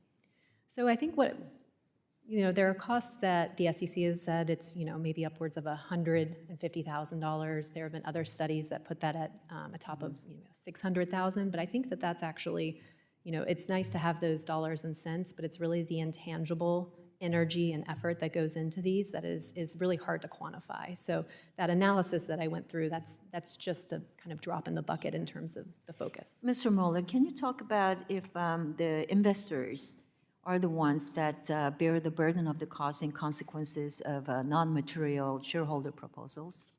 Can you talk about that too? Yes, they bear those expenses and typically vote down these proposals, particularly in recent years as the proposals have gotten more extreme, more prescriptive. The votes are dropping down, and large shareholders are coming to the company saying, why are we even having to deal with this? And so they're not happy either. Let me talk about another issue. Companies, they want to be focused on delivering great products or services and continuing to innovate.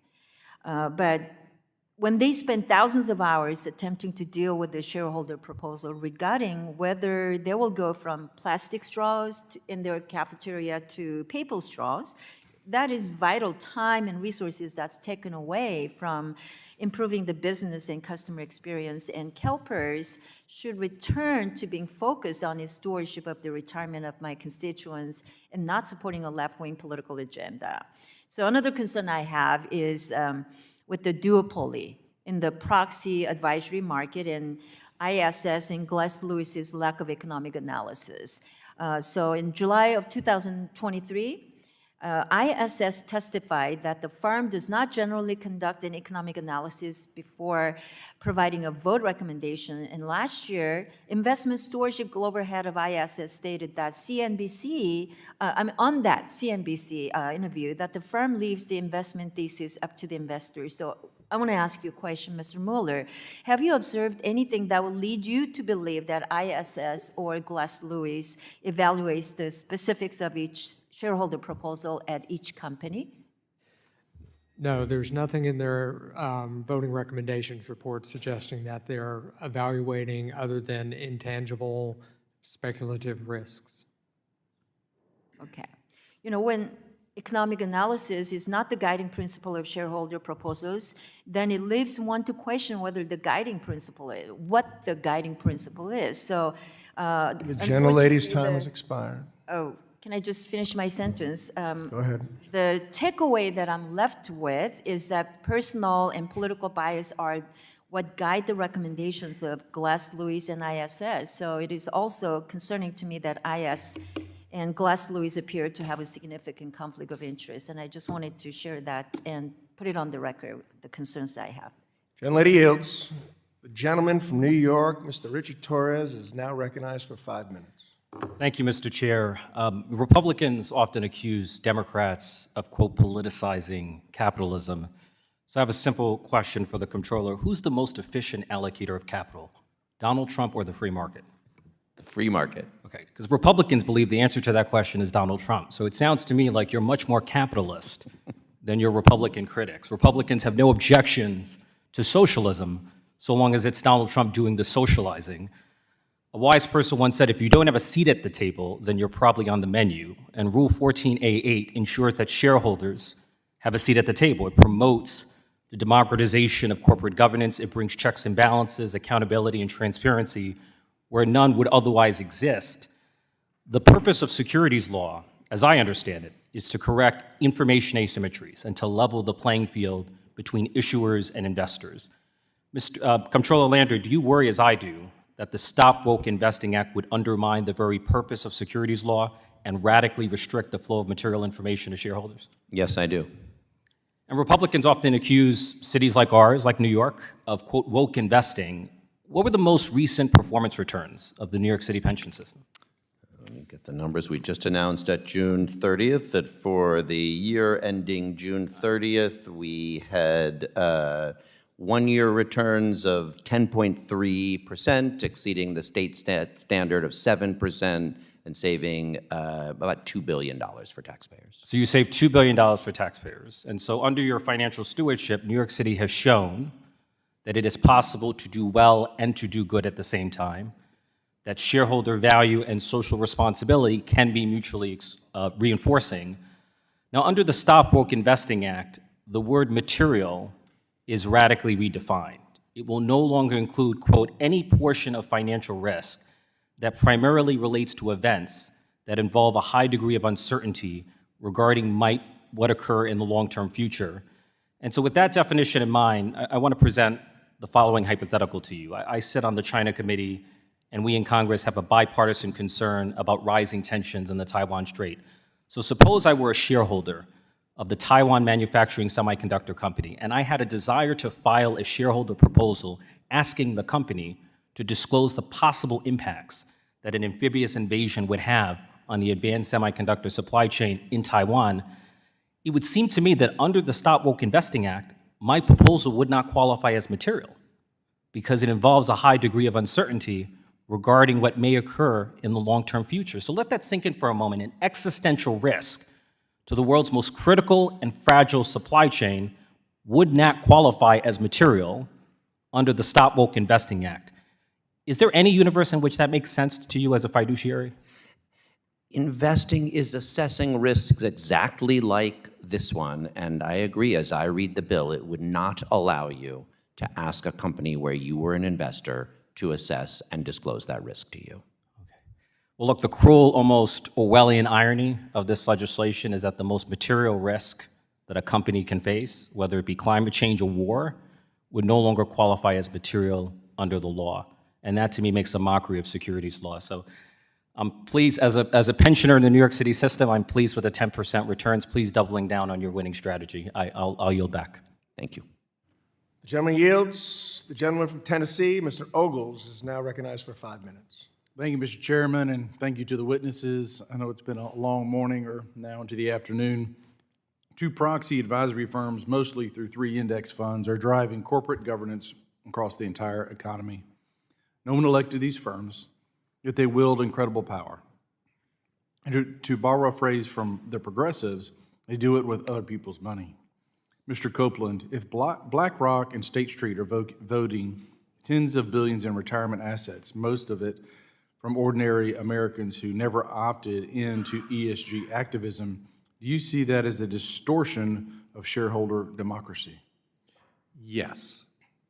Would you agree Congress needs to explore ways to restore some voice to the ultimate beneficiaries, the retirees and workers, instead of leaving it all to intermediaries and advisors? Yes. Thank you. The First Amendment doesn't let the government force people to take political positions, but though Rule 14a through 8, activist shareholders are forcing companies into political speech as the price of being public. That's compelled speech by another name. Mr. Mueller, Do you agree that many of these proposals are not about material business issues, but about forcing companies to take sides on divisive social debates? Yes, we Mr. often see that. Mr. Copeland, you raised First Amendment concerns in your testimony. Would you expand on how compelled corporate speech under 14a-8 mirrors the kinds of unconstitutional compelled speech that the courts have struck down? Yes, I mean, effectively, these companies are being required to put on their proxy ballots political statements that are drafted from people like in the New York City Comptroller's office, right? And you know, that clearly runs afoul of a lot of compelled speech doctrine. I mean, there's some uncertainty about how this applies in the securities. What's unambiguous is that the way this is operating in practice, there's viewpoint discrimination. And I pointed that in my testimony where the National Center for Public Policy Research litigated this into the Fifth Circuit, and it was, you know, mooted, et cetera. But there was a situation where, you know, the SEC staff said you had to include on your proxy ballot a shareholder proposal talking about equal employment opportunity for sex orientation and gender identity. And the exact same language was used by a conservative group as a shareholder proposal saying viewpoint and ideology, and it said, no, you can exclude that, and a no action letter was granted. I mean, that's the sort of thing that should be troubling. It's a First Amendment issue. That's right. Well, again, this gets back to the idea that, you know, it's more about compelling political speech versus getting back to the basics of, you know, the actuarial component. Most retirees in Tennessee just want their pensions and 401k to be safe. They don't sign up to subsidize culture war battles, yet the proxies diverts resources away from shareholder value and onto politics. Ms. Keel, you gave the example of one shareholder forcing a company into expensive proxy fights over issues like DEI or gun policies. From a fiduciary duty standpoint, isn't that effectively transferring wealth from retirees to activists? Yes, well, yeah, depends on whether it passes and they implement. Sure, those. absolutely. But the intent would be? Yeah, so I think it's asking, it's a question of I think maybe a good example for this would be kind of climate targets, for example, right? Proposals are asking companies, you know, a pizza company that I order my Friday night pizza from to impose Scope 3 climate targets. And so it's kind of hard to see the relevance to certain of these companies, and it ultimately kind of feels like an unsanctioned tax, really.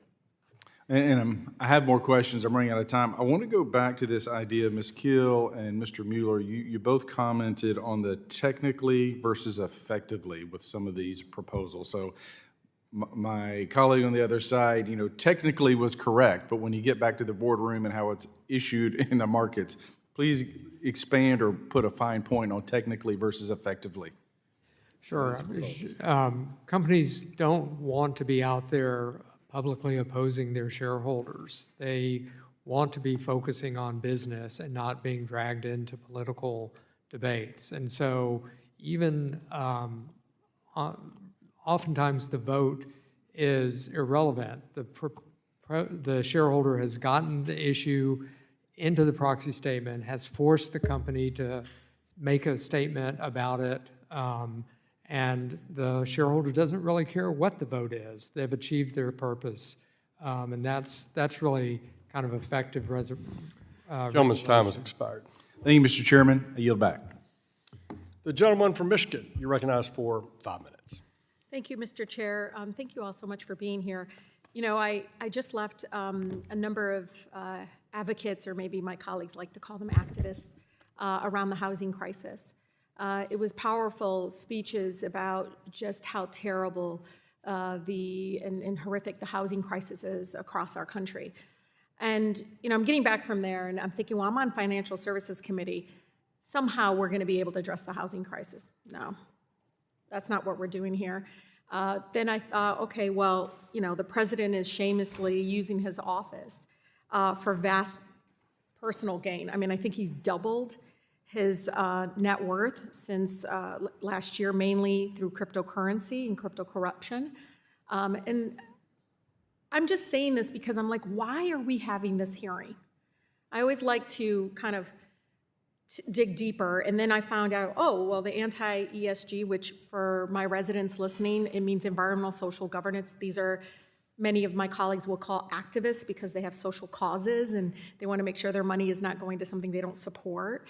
And it's because it's funded by big mega donors, the fossil fuel industry. It's true. You all know it. And figures like Leonard Leo and Peter Thiel. I mean, Mr. Copeland, Manhattan Institute, and I would like to submit for the record a fact sheet on the Manhattan Institute from the Center for Justice and Democracy. Without objection. Thank you.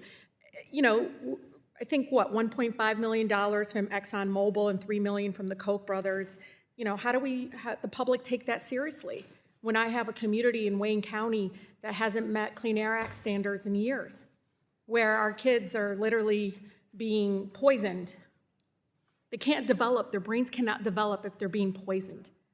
I say this because we're here because of mega donors.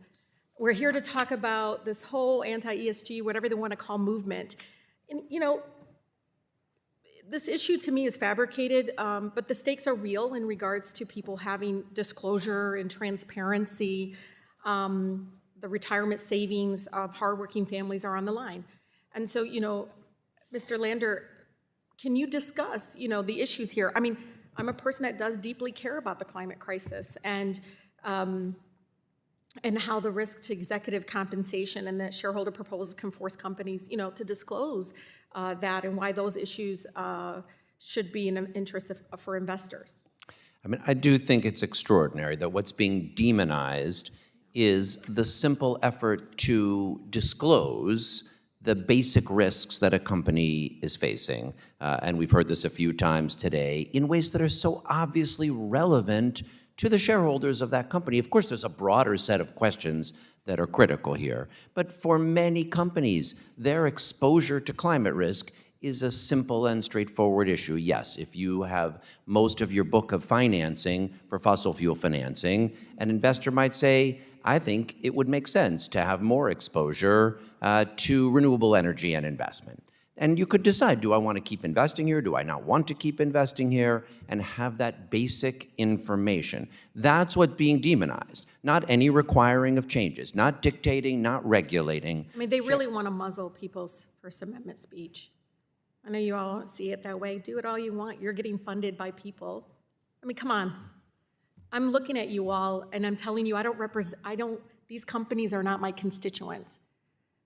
The 12th Congressional District residents are, and if they want more disclosure and transparency, then they deserve it. Then what's the problem? I mean, somebody said that none of these even proposals pass, but you're all here because of Peter Thiel and Leonard Leo. You all know it.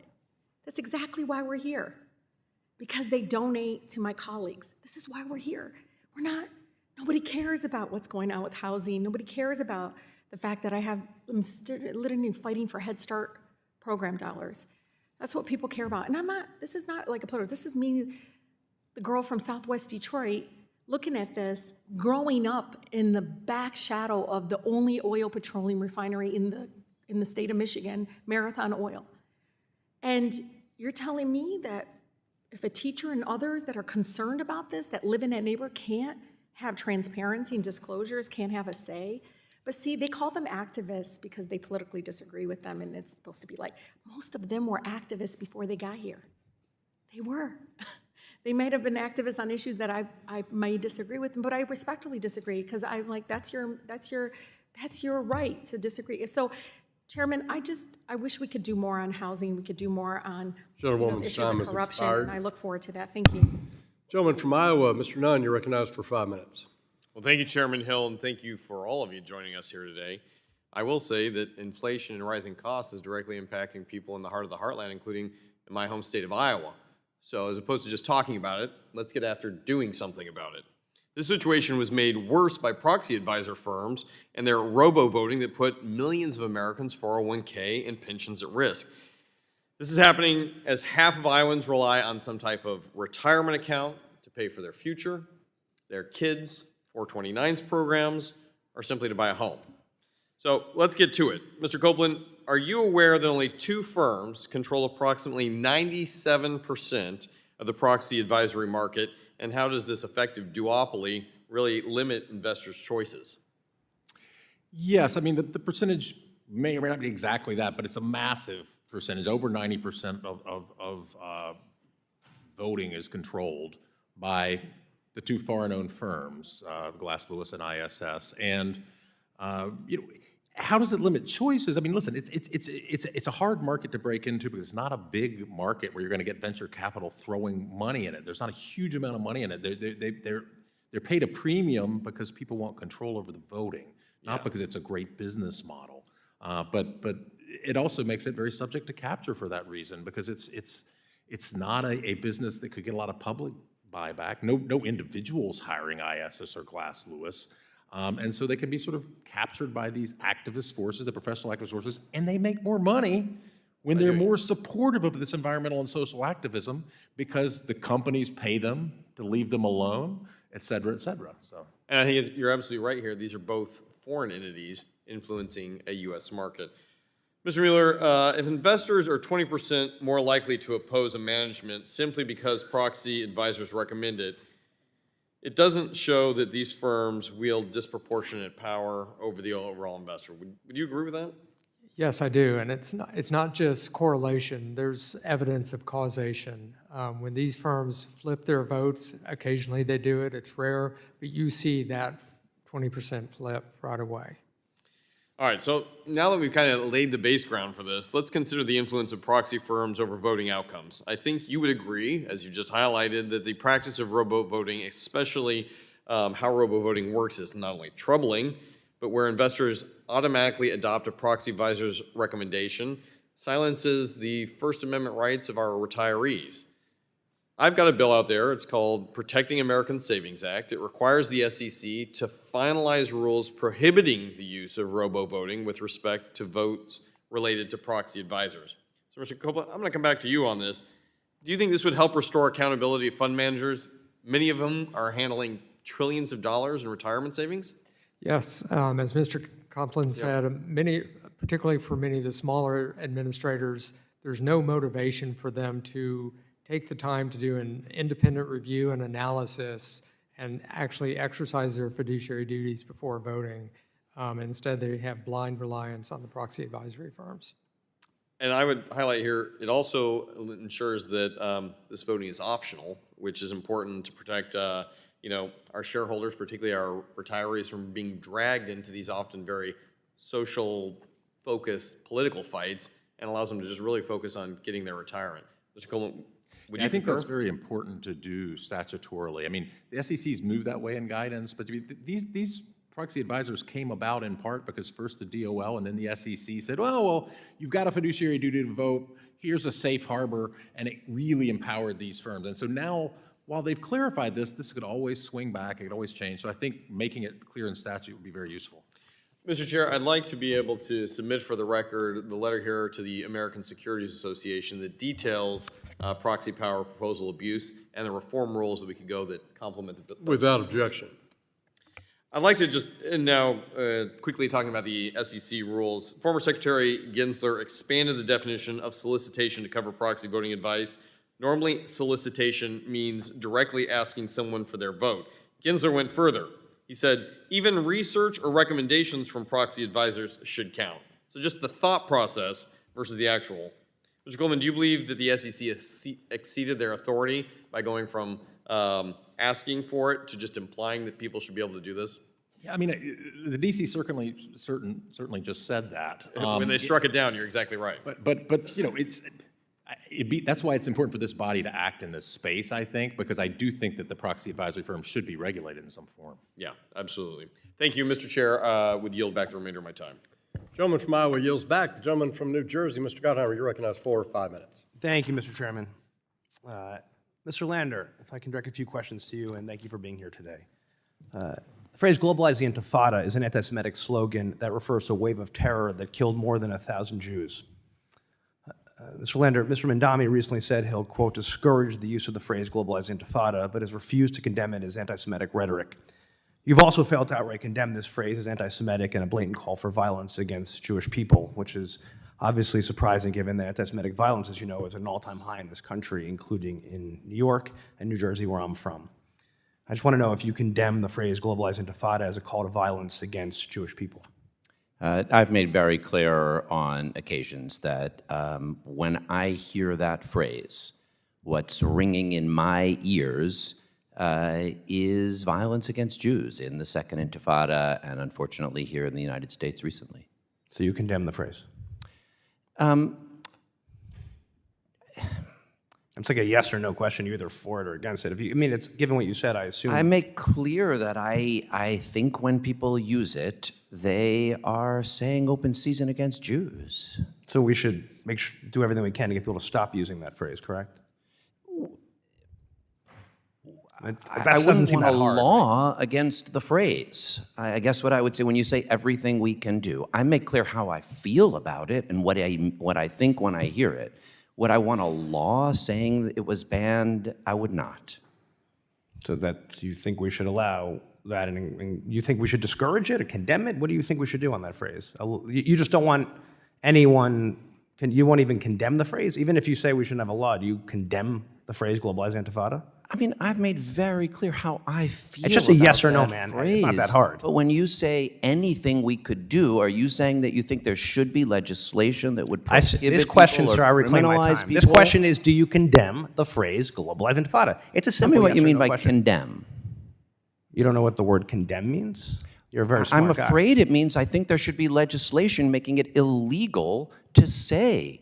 And I hate it. I don't like fine. it. I don't And like do how it you- sounds. fine. Do you but if by personally- condemn you mean I would You support can't legislation condemn- making it illegal to say, I Wait, don't I think it should be condemn. illegal to I say. condemn lots of If things. you and I don't mean, think should do be I think it's legislation. awful and I wish people wouldn't say it, then I condemn it. And if you mean, do I think it should be made illegal by legislation, then no. Got it. So it sounds like I heard you say you condemn it. You personally condemn it. You would not say it. You think it shouldn't be said. I would prefer people not say it. Okay. Mr. Lander, it's surprising you're advocating for free market policies and good corporate governance, which I support. Do you believe the government should be running grocery stores in New York City? I am supporting, as you know, Assemblymember Mamdani, and he is supporting 5 pilot grocery stores throughout the boroughs in order to address grocery store costs. So you think government-run stores exempt from property taxes and rent, you're not worried they're going to hurt small businesses like local grocery stores that are owned by longtime residents and immigrants and others? Because they have to compete with the government-run ones.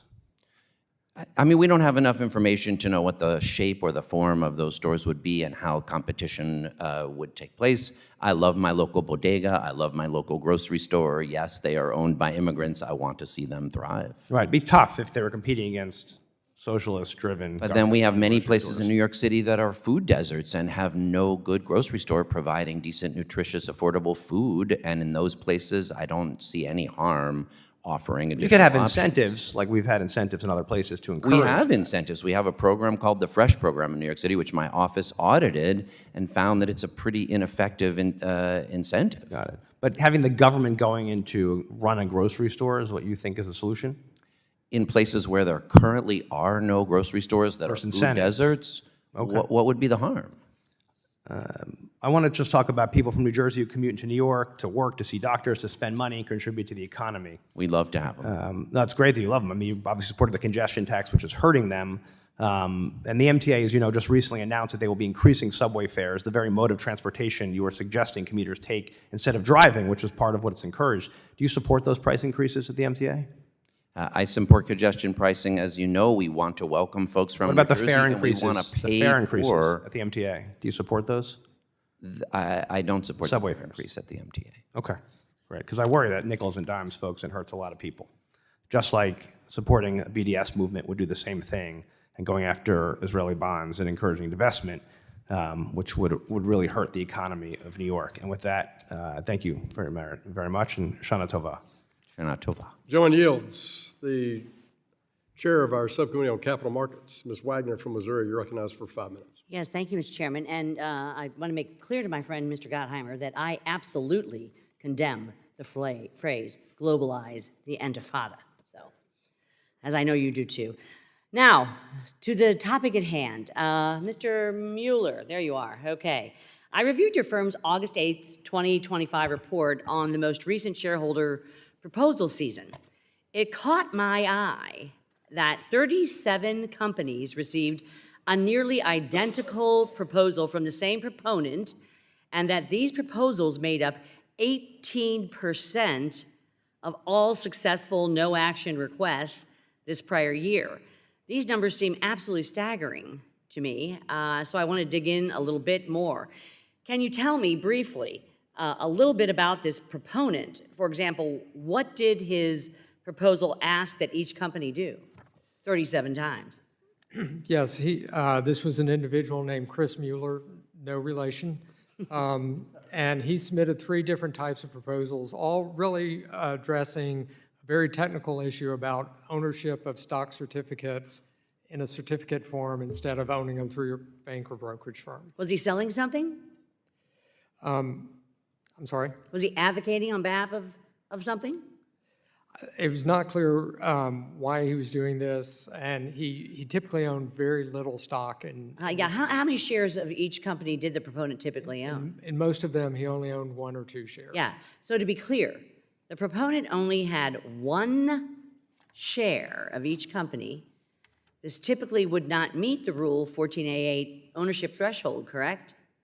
That's correct, and you're right that those companies still had to go through all the process that you do. So given that the proponent did not meet the ownership threshold, did companies ask the proponent to withdraw his proposal? What did he say? Yes, many of my clients did. We always try to negotiate and engage with the shareholder proponent, and typically his response was, well, if you do what I ask, then I'll withdraw my proposal. Well, if you do what I ask, wow, sounds like blackmail to me. To your knowledge, did some companies simply cave to his demand to purchase the software that he was pitching? I'm not aware of any of my clients that did. He did say that some companies did, but I don't. Some did, okay. There's no Glad transparency none of your, on that. your clients did, but some certainly have. If it was so clear that his proposal could be excluded, why did companies need to submit no action letters to the SEC? Because they did.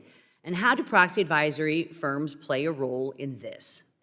Yes, so the proxy advisory firms have, both of them have policies that if a company excludes a shareholder proposal from their proxy statement without having either a court opinion or an SEC no action letter, that they will view that as bad governance regardless of the circumstances and will recommend votes against the directors. Well, while this is just one of many examples, it clearly demonstrates, Mr. Chairman, just how broken our shareholder proposal process is. And under this flawed system, companies are often forced to waste valuable time and resources fighting proposals that are irrelevant to the company's bottom line, hurting investors and workers alike. Mr. Mueller, in your firsthand experience dealing with activist proposals and the bureaucratic hurdles that they create, what changes do you think are necessary to fix this system and ensure that investors' interests are put first? Sure, there's a number of helpful proposals in the legislation, but raising the threshold that a shareholder has to meet. Certainly Mr. Landers has skin in the game, but not all of them do. Eliminating or raising the resubmission thresholds. And really, there's also a problem with just serial proponents. There are shareholder proponents that will drop a proposal at a company every year. It may not be the same proposal, but they're just after some other game. And I thank you, and I'm sure there's others, and I'd like you to submit them for the record. I'm proud to have my legislation, the Corporate Governance Examination Act, included as one of the bills the committee is considering in this hearing today. It requires the SEC to conduct a study at least every 5 years on the shareholder proposal and proxy processes. And this is then going to make sure that the process doesn't become unnecessarily politicized, and will help to inform both Congress and the SEC on changes that might be needed to ensure that we put investors first. I thank you, Mr. Chairman, and I yield back my time. Gentleman yields back. The gentleman from Florida, Mr. Donald, you're recognized for 5 minutes. Thank you, Chairman. It's good to be here. It was said earlier in this committee, actually a couple of things, that a lot of members were activists in their way to be coming to Capitol Hill. I was an activist locally in my community before I came to Capitol Hill. The thing we always advocated for was free markets, the United States Constitution, and we didn't want to have outside groups wielding this nefarious power to try to shift the very fabric of our capitalist system underneath our noses. And it looks like what these proxy advisory firms have been doing is that very thing. They've been using our system of free information as a way to shift the very nature of free market, competitive economics, and actually substitute that with nefarious countercultural, socialistic policies that are not in the best interests of the United States. ESG policy is very indicative of that fact. And so this is a hearing that, in my view, is long overdue. Mr. Copeland, can you elaborate on how activists have hijacked the proxy proposal process to push left-wing ideology through corporations? Yes, a very small percentage of shareholders are introducing virtually all of these shareholder proposals. They're corporate gadflies. There's a guy, John Chevedden, who this year gave himself proposed 1/3 of all shareholder proposals. Then you've got social investing funds with an express purpose that's different from just maximizing share value that introduce a lot of these proposals. And the other block are really labor-affiliated funds. They could be private labor unions like the Contractors Union. They could be public pension funds for public employees, such as the New York City funds that Comptroller Lander works on. And that's really who supports all these proposals. None of the other institutional investors that are simply focused on the markets do that. Now, some of them vote for them, in part because the proxy advisors are directing them to, telling them to, and they defer to those proxy advisors, or in part because they're passive index funds and they've been captured. They've gotten a little better in the last year, but they've historically gone for this. But they don't really have skin in the game in any of these companies because they're just mirroring the stock market. No, I agree with you, and I found like some of those funds, social impact funds, the performance is actually worse than funds that are actually looking for value, which is a detriment to the shareholders across the board. Mrs. Keel, do proxy advisory firms have fiduciary duties to the companies or shareholders that they are advising? They do not have any fiduciary duties to the companies that they are advising, and they're imposing these standards on and kind of an implicit threat to follow their regulations. Some of them, ISS does have a fiduciary duty to its clients because it's regulated under the Investment Advisor Act, but Glass Lewis is not.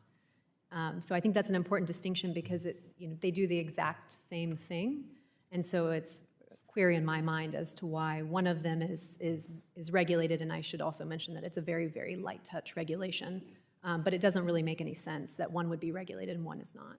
Okay. This hearing got really interesting a little bit ago with my colleague from New Jersey.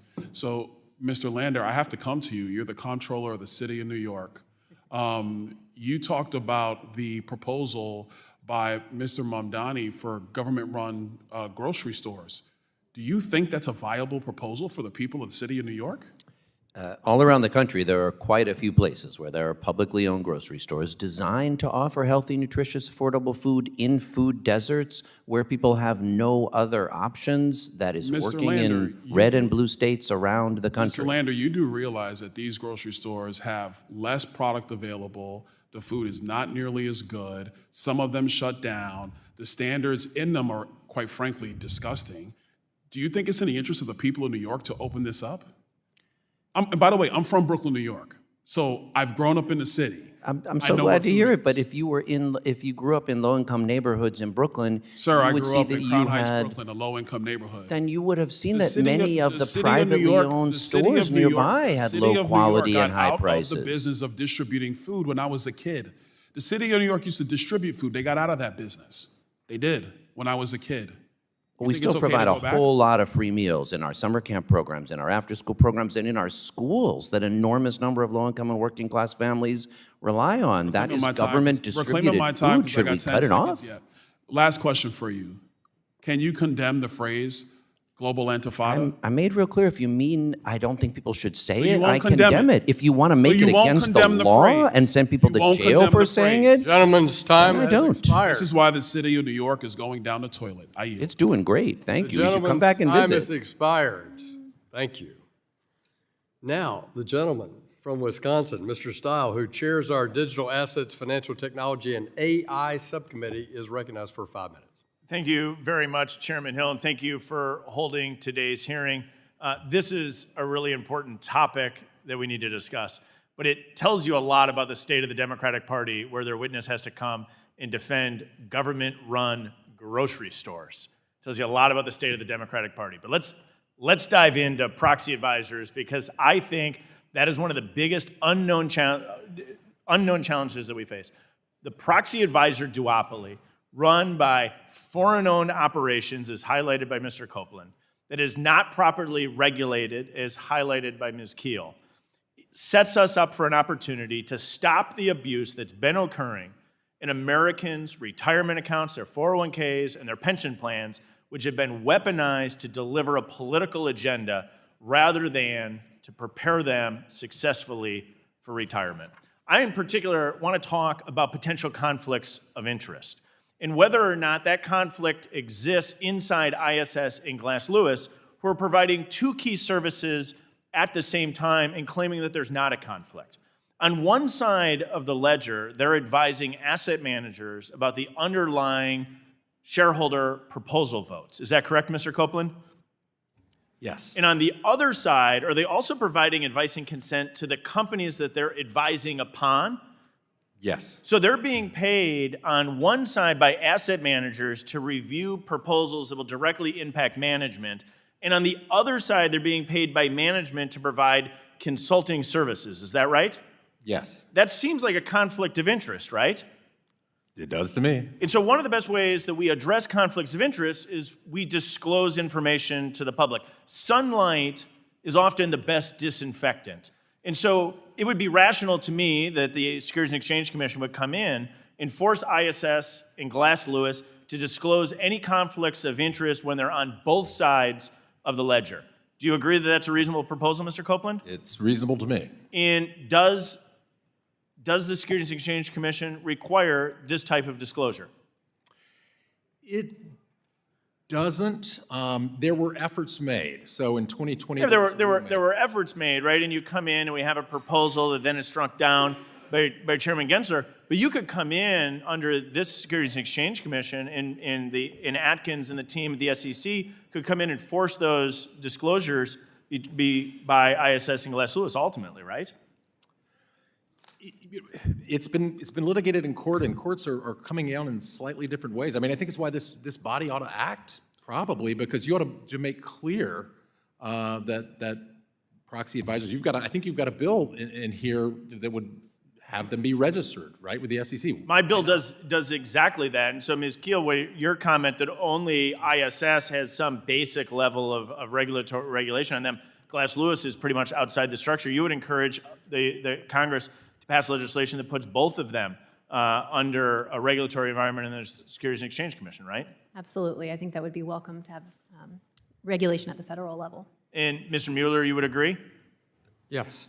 What do you think the risk is, Mr. Mueller, to folks that are saving for retirement, people that have funds that are ultimately being voted on by these large asset managers as they prepare for retirement, could be in a 401k, could be part of a pension plan, that the underlying vote on shareholder proposals is being driven by two proxy advisors, one ISS and both Glass Lewis, which are owned by entities outside the United States. What does that say to Americans saving for retirement? Well, the concern is whether Americans can trust that their votes are being used productively, or whether they're being used to help enrich these two firms with their advisory services. And have we seen instances of that? Have you seen, for example, oil companies being told to stop producing fossil fuels, or have you seen an insurance company being told to price insurance based on race, which is obviously illegal? Have we seen these types of recommendations by this duopoly? We've seen them supporting shareholder proposals that asked to interfere with the company's business. Yes. So not in the best interest of Americans who are trying to prepare and save for retirement. Instead, we've seen it hijacked by a duopoly, foreign-owned entities, not disclosing conflicts of interest. This seems incredibly problematic. We have an opportunity to act here. I've had legislation that I've introduced time and time again. It's time that we move this all the way across the line. The Securities and Exchange Commission comes in, ends this duopoly, and finally stands up for the American people who are working their tails off to save for retirement so that their retirement funds are not being hijacked to deliver the political agenda of these proxy advisors. Yield back. Gentleman yields back. The gentleman from New York, Mr. Garbarino, the chair of the House's Homeland Security Committee. You're recognized for 5 minutes. Thank you very much, Mr. Chairman. I thank the witnesses for being here today. Urgent reform is necessary for the shareholder proposal process. What once was a mechanism for democratizing shareholder oversight has been increasingly utilized by activist shareholders to push niche policy objectives that do not align with maximizing shareholder value. This untethered activism diverts significant resources and management attention from fundamental business matters, thereby undermining market efficiency and discouraging firms from becoming publicly traded. Mr. Copeland, do companies feel that they have to hold votes on certain proposals for fear of public scrutiny? Yes, under the current rules. So what are some of the ramifications that they're afraid of? Well, things can be misportrayed in the press. The proxy advisory firms can treat these advisory or precatory proposals as effectively binding and vote against their directors. If the company doesn't act, if the board doesn't say, with our fiduciary duty, we disagree, they could be asked to violate that, or we're going to vote no on your directors next time as a proxy advisor. And they'll do that. Glass Lewis expressly does it when 70% of the shareholders vote no on the proposal. I mean, that's insane. It's definitely insane. Goes after what these directors are supposed to be doing, what the company's supposed to be doing for their shareholders. Under former SEC Chair Gensler, thank God he's gone, changes to proxy rules made it easier for special interest groups to include politically motivated shareholder proposals in annual statements, reversing prior reforms. From 2020 to 2024, the total number of proposals grew, with environmental and social proposals on topics such as climate change, DEI, human rights, and lobbying, seeing a 59% increase and becoming a dominant part of the shareholder landscape. Mr. Copeland, this is an obvious answer, I think, but is the shareholder proposal process being abused by these special interest groups? Yes. Yes. So I want you to go on record and talk about some of the examples that have for this abuse. Yes, I mean, and I've pointed to these for years where, a shareholder will buy a small amount of shares, for instance, an animal rights group like PETA in Levi's, and talk about like leather patches on the jeans and get on the agenda with small amounts of shares on this. When you say small, what do you mean? A few $1,000s, yeah, which would be enough to get over the threshold. I mean, if the thresholds go up, they'll get a little more. We actually found, we commissioned a study when Comptroller Lander's predecessor, Scott Stringer, launched his Boardroom Accountability Project, and really, I mean, as Representative Velasquez said, the New York City pension funds have been playing politics for years with corporate proxies, but he really ratcheted up to another level. So we commissioned a study by Tracy Weidke at University of Tennessee and found not only a negative association in terms of share value with the environmental and social activism that public pension funds were engaging in, but we found they typically invested less relative to other companies in the companies they were engaging with. So they weren't really putting their money where their mouth was. They were buying enough stock in these companies, but not as much. So we've seen individual shareholders make a living out of this. I mean, the late Evelyn Davis was one of the early corporate gadflies. She used to make $600,000 a year selling a 12-page booklet to corporate CEOs, and you had to buy two, and she charged like $650 per booklet, basically because they wanted to stay in her good graces. They didn't want her to target them. I mean, it's rife with abuse. Absolutely, and what's even worse is I think a lot of these proposals, less than 30% of participation vote totals indicates that this is out of step with most shareholders. Switching gears a little, investment advisors rely on proxy advising firms to help meet their fiduciary duty by providing research, voting guidelines, and support for thousands of votes each year. While we can all acknowledge a need for reform, we must also take into account the costs that come with the legislations for advisors of all sizes. How can Congress, Mr. Copeland, and regulators ensure reforms to preserve the independence and availability of these services without adding costs or barriers that impair advisors' abilities to vote for their clients? Well, I think the colloquy we had with Representative Style a minute ago was instructive. I mean, I think they should be registered. I think they should have oversight. I think there should be disclosure. I think there should be disclosure on the institutional investor side if they're utilizing the services, certainly if they're robo-voting the services, if they're just deferring to the proxy advisors. All of these things could help. Thank you. I yield back. Thank you. Gentleman yields back. Gentleman from Wisconsin, Mr. Fitzgerald, you're recognized for 5 minutes. Thank you, Mr. Chair. I'd first like to ask unanimous consent to submit a letter titled Proxy Power and Proposal Abuse to the record. Without objection. Thank you, gentlemen, for being here, and Mrs. Farrell, Keel, thank you. Trying not to be redundant, but I wanted to go back to something and say it kind of just in black and white, and that is ISS and Glass Lewis leverage their control of the proxy advisory market to encourage U.S. companies to purchase their consulting services. That's happening. Creating that appearance and doing so, it may help to avoid the negative voting recommendations, but Mr. Mueller, in your experience working with public companies, what risks do you see when proxy advisory firms issue voting recommendations while also selling consulting and advocacy services? Well, I'll address three real quickly. I mean, first, it encourages the firms to have a lack of transparency so that you have to buy their services to know how they're going to recommend on something. And it also encourages kind of a check-the-box approach by the proxy advisory firms, because they do maintain an ethical wall, but if both sides of that wall have the same checklist, then that wall doesn't matter. There's still a conflict of interest. And then, of course, shareholders and companies are the ones that are suffering from the votes. The customers of ISS, as we've heard, may not have the economic incentive to exercise a lot of scrutiny on those voting recommendations, but they're not the ones that are hurt. It's the shareholders at large and the companies that suffer from the voting recommendations. So in your estimation, is there any way for this to be kind of shifted or changed in a way that would eliminate the conflict? Or is the only way to really get rid of this the way we're addressing this with legislation, which is to simply sever the ability to do that, to get rid of the conflict? There should certainly be regulation, because right now the SEC has its arms tied behind its back on this.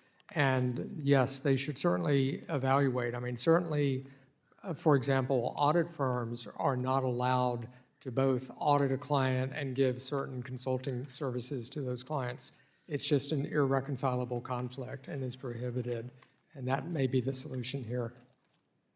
Mr. Copeland, turning to you, based on your research and analysis of the shareholder proposal process, can you discuss how recurring or the duplicative proposals affect the efficiency and the clarity of the proxy materials that people are receiving very, very often and in a way that sometimes is nonchalant? It's simply mailed to them, and they're overwhelmed.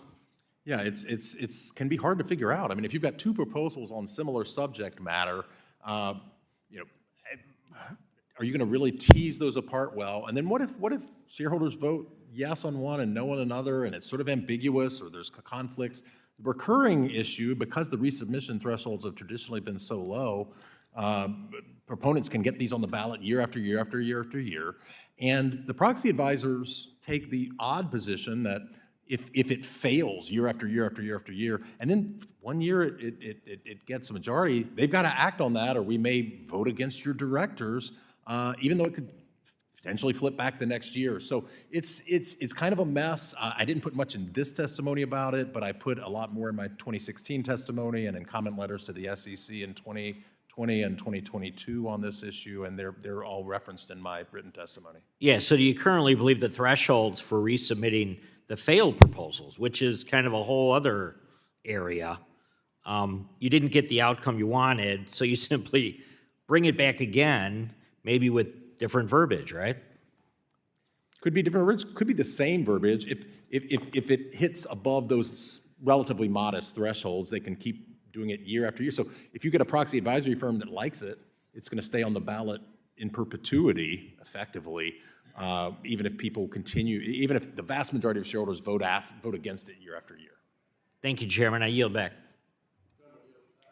Gentleman yields back. The gentleman from Nebraska, the chair of our Housing and Insurance Subcommittee, Mr. Flood, you're recognized for 5 minutes. Thank you, Mr. Chairman.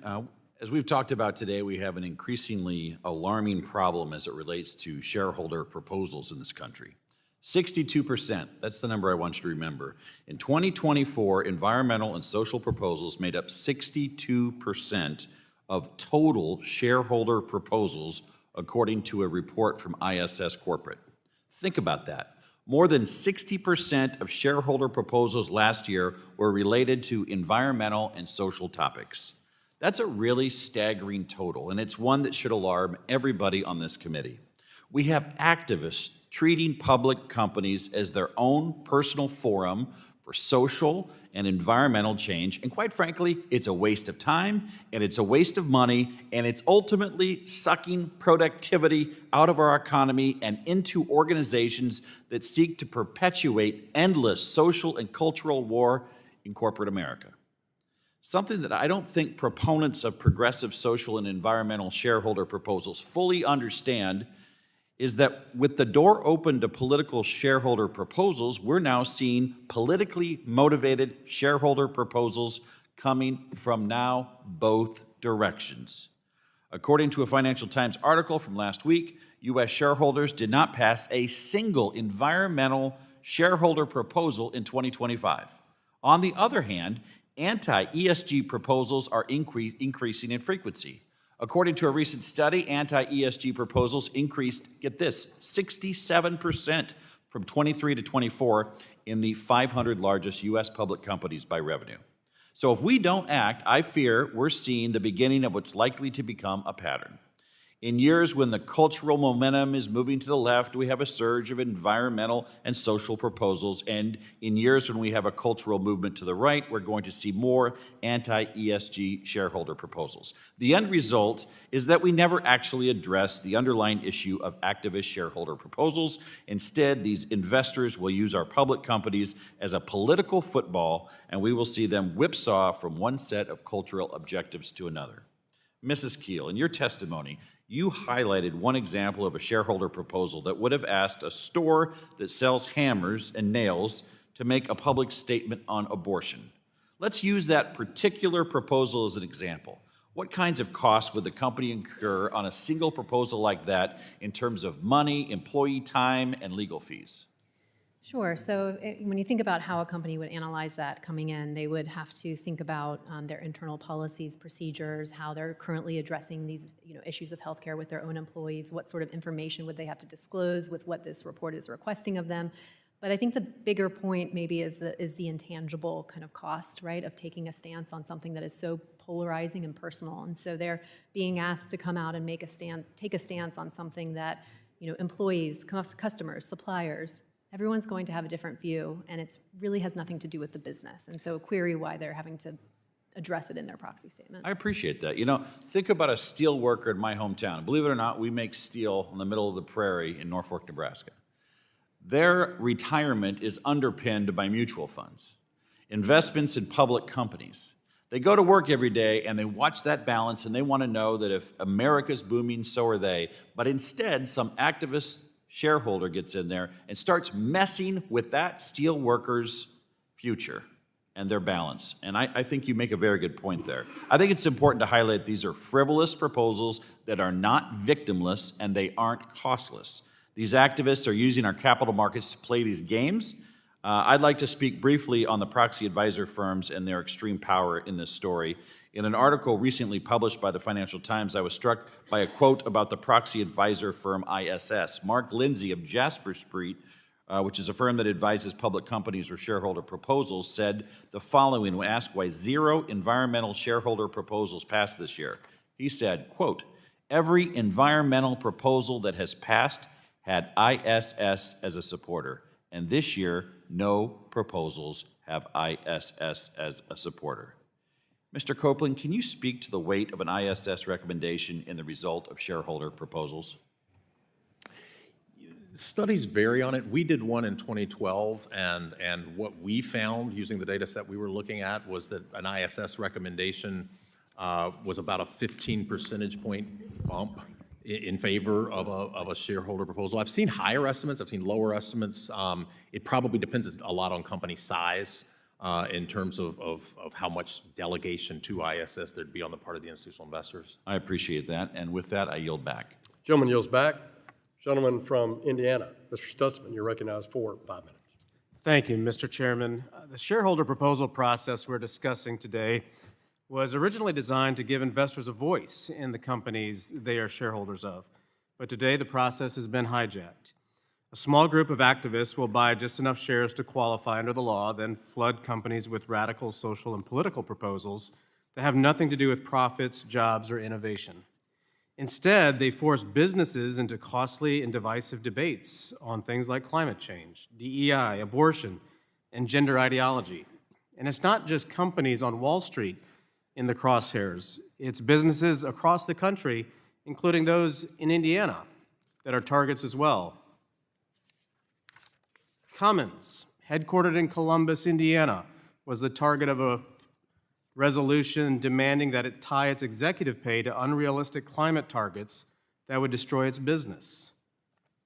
Eli Lilly, another Indiana-based company activist, demanded that it divert critical resources towards a report on DEI hiring quotas instead of focusing on its core mission of developing life-saving medications. These activists are not hiding the ball either. Groups like As You Sow flaunt their proposals on their website, and I encourage those watching at home to look for themselves and see how extreme these proposals truly are. Here's one for Amazon, in which activists successfully pressured the company into hiring an expensive law firm to conduct a full-fledged racial equality audit. In fact, over 30 American companies, ranging from Uber to Chipotle, have been pressured into similar audits. Here's another for Coca-Cola that demanded they study how to increase abortion access for their employees. Here's a similar proposal for McDonald's that asked the company to explore gender-affirming care for employees' children. Since the barriers to entry are so low, all it takes is a few $1,000s for these activists to propose these radical ideas and have them included for a vote. Thank you all for being here today. Ms. Keel, I know you spent a lot of time working with companies that receive these type of proposals. How difficult is it for companies to combat these proposals, and what are the costs for those that choose to do so? Sure. So there are a few different ways you can go about it, and I think one important word to focus on is combat, right? I don't think it necessarily, it would be ideal, right, if we weren't thinking of it in that direction and instead we were able to think of it as, are we deciding what's material to our investors and what we're going to put on our proxy statement? Are we exercising a legal right by going to court and trying to understand the application of these rules? I would not consider those combative. I would understand those, explain those as exercising one's legal rights. But yeah, it's inordinately expensive, both in terms of legal fees, but then also in terms of making the headlines, right? And navigating the discussions with your shareholders and customers and suppliers. That's very taxing on companies. Are you seeing a lot of activity in relation to this sort of action, and investors that are pushing companies have just calmed down a little bit, or are we still seeing quite a bit of activity? It's heightened more than ever, and I think we see that because we see both left and right activists, right? And to Mr. Copland's point, we'll see that on the same proxy statement, a pro-DEI proposal and an anti-DEI one, and a company can be a bit stuck in the middle, if you will, on how to address that. Yeah, Mr. Copland, I've got a question for you. Something we've heard about today is the need for more transparency from proxy advisory firms and there's little doubt about the influence these firms have over the outcomes of proxy voting and their lack of transparency, and it's certainly cause for concern. Just two proxy advisor firms, ISS and Glass Lewis, control 90% of the market, yet lack any sort of meaningful oversight. As a result, we have little information about the independence of their recommendations or potential bias. Do these proxy firms tend to favor certain types of proposals? And also, specifically, do they give more support to left-leaning ESG and DEI proposals than do proposals that might reflect conservative concerns? Historically, yes, right? I mean, as has been mentioned, there was sort of a pullback this year from ISS on some of its recommendations, but historically, we've seen upwards of 70%, upwards of 50%, upwards of 30% of various sort of left-leaning ENS-inflected proposals, and essentially never support for more free market or conservative proposals on the other side. Yeah, very good. Thank you, Mr. Chairman, for having this hearing today. I've seen this, up close and personal in some of the companies in my private activity before, and it can cause real problems. So thank you for bringing awareness to this, and I appreciate the witness's testimony as well. I'll yield back. Thank you. The gentleman yields back. The gentleman from New York, Mr. Lawler, you're recognized for 5 minutes. Thank you, Mr. Chairman. Mr. Lander, the New York State Comptroller, Tom DiNapoli, just put out a report that $1.2 billion in taxpayer money was spent paying for health care premiums for Medicaid recipients who no longer live in New York State. Have you seen that report? I have not reviewed that report. Are you going to review that report? I am absolutely going to review that report. We cannot afford to be, and I assume you're representing it accurately, doing anything like that. This is Tom DiNapoli's own I believe report. you. I just haven't had the chance to Okay, so you will be evaluating the impact on New York City? Absolutely. Okay. Do you support the use of taxpayer money that has been used over the last few years in New York to provide health care for illegal immigrants? The short answer is yes, where folks are undocumented, but they are working in New York City. It is so much better for them to have access to primary health care than it is for them to wind up in emergency rooms in ways that bear much greater costs. So you just distinguish if they're working. If they're not working, do you support the use of taxpayer money to provide free health care for illegal immigrants that are not working? I mean, the primary care approach is what we generally try to use through our federally qualified health centers. If someone is brought to an emergency room, do I think that their life should be saved rather than worrying about their immigration status or how they can pay for their health care? I do think so, yes. That is the law, and hospitals do provide that care. But specifically in New York, billions of dollars of taxpayer money has been used to provide free housing, clothing, food, education, and health care to illegal immigrants, regardless of whether or not they are working or not. And we have seen, obviously, in New York City in particular, the city of which you are the comptroller, billions of dollars of taxpayer money being used. Do you support the use of those funds to provide free health care to illegal immigrants? That's what I'm asking. It's yes or no. And I answered yes. Billions of dollars being generated by folks who are undocumented in taxes and revenue for New York City and New York State as well. There's no question that immigrants contribute greatly to our economy. The issue here has been, as you well know, in New York, okay, hundreds of thousands of migrants coming into the city. The city has crippled under the weight of that cost, okay? Those are the words of the mayor. Those are the words of elected officials. I have financial oversight, I can tell you. Those are the words that of the each elected year officials in New York City, that New York City voters duly elected. Now, you called yourself in 2016 a Brooklyn Jewish Democratic Socialist.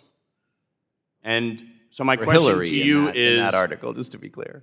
My question to you is, what is your relationship with the Working Families Party of New York and the Democratic Socialists of America New York City chapter? Of the Working Families Party, I am a member and a donor. Of the Democratic Socialists of America, I am not a member or a donor. Do you support the DSA of New York City? I'm not a member or a donor to the DSA of New York City.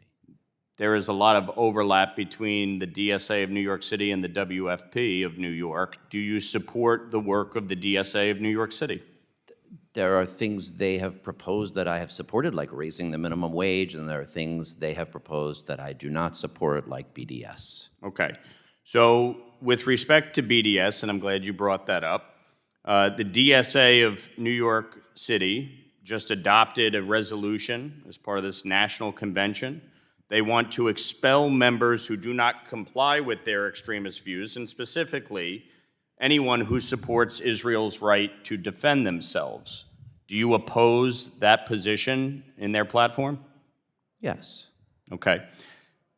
Zohran Mamdani, who you support for mayor, is fully endorsed and embraced by the DSA of New York City, and in fact, just the other day said that Israeli bond investments violate New York City values. Do you agree with your endorsed candidate for mayor that Israeli bond investments violate New York City values? So I am the fiduciary for New York City's investments, and I make those decisions based on that fiduciary obligation. First, I'll broadly say I don't support BDS, as I said. New York City's pension funds under my watch have over $300 million invested in Israeli companies. We do not have Israeli bonds because we do not broadly have foreign bonds in other countries in Canada or England or France. Do you think Israeli bond investments violate New York City values? Do you agree with Zohran Mamdani? My job as controller is not to assess alignment It's a pretty with straightforward No, this is question actually that you important. as controller should I be able have to a answer. fiduciary duty to figure out best risk-adjusted Gentleman's return. time has Okay, so you slightly support. Gentleman's time has expired. I did not Mr. think that the Israeli bonds that were Mr. held Lander, in the... the time has expired, I'm sorry. You can continue this in writing at the request of Congressman Lawler or after the meeting in the hallway. We now recognize the gentleman from Montana. Mr. Downing, you're recognized for 5 minutes. Thank you, Mr. Chair, and thank you to the witnesses here. You know, as a former Commissioner of Securities, I had, certain interactions with the former administration of the SEC, Gary Gensler. And when he would bring things down, such as, rule promulgation, non-mandatory climate disclosures, and some other things, I would reach out to him and say, my job as the Commissioner of Securities is to protect investors. Your job is to protect investors. Let's both stay in our lanes here. And that was a common refrain there. And another short story is I was also the Commissioner of Insurance. And I had a meeting with a reinsurance group, who I won't name here, talking about the risk that they were pulling out of. They were pulling out of oil and gas. They were pulling out of, they said, animal rights issues and some other things. And that kind of raised my interest. And I said, hey, I come from a state where we have more cows than people, and we plan on eating them. Is that going to be a problem? And their response was, we're not sure. And so fast forward a little bit, I had, under the condition of confidentiality, a reinsurance group come up to me telling me about their shareholders, their proxy votes. And they said, we're being pressured to take these positions on ESG issues that we do not believe are in the interest of our business. And that really caught my attention. So all of this stuff that I'm dealing with as a Commissioner of Securities and Insurance is coming from something that has another goal. And my theory there was that, folks that didn't like certain industries, that didn't like oil and gas, didn't like agriculture, whatever it is they didn't like, couldn't shut it down from the front door, so they were trying to come from the back door and make sure you didn't have access to capital markets and make sure you didn't have access to insurance. And so I'm going to start here on proxy advisors. Thank you for bearing with me on that. Today we have a duopoly with ISS and Glass Lewis, making up 97% of the proxy advisory market. And often it seems like these firms care more about pushing a social and environmental agenda on public companies than doing what is best for their shareholders. In fact, proxy advisor firms have no legal obligation to act in the best interest of their shareholders despite having enormous sway. I'm going to start with Mr. Copeland. How does this lack of a fiduciary duty for proxy advisory firms impact the quality and the objectivity of their recommendations? Well, I mean, it has to. There's really no check on them. They can say, to some degree, whatever they want. I mean, there's going to be anti-fraud repercussions they could face, et cetera. But it's not a clear fiduciary situation, right? I mean, they're contracted with other fiduciaries. Right.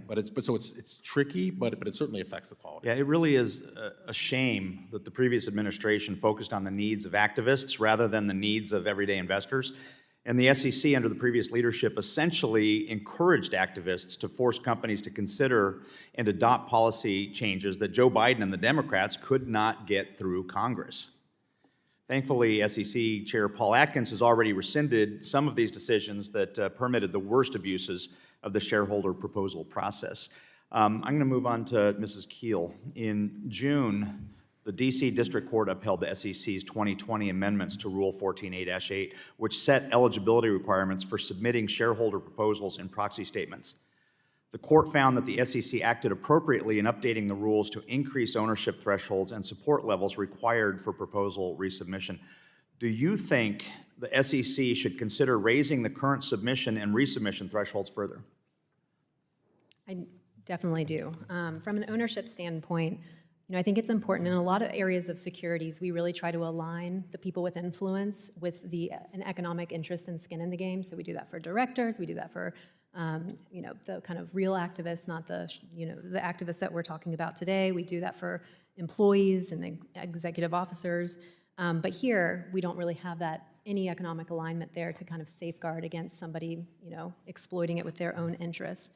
On the resubmission thresholds, definitely, I think that when we ignore the majority of a shareholder's vote on something, it's really ignoring their voice. And so if we're talking about shareholder democracy, we really should respect what they have to say. Right, thank you. And shifting gears a little bit, there's obviously costs in terms of time, resources, legal fees, and responding to engaging with shareholder proposals.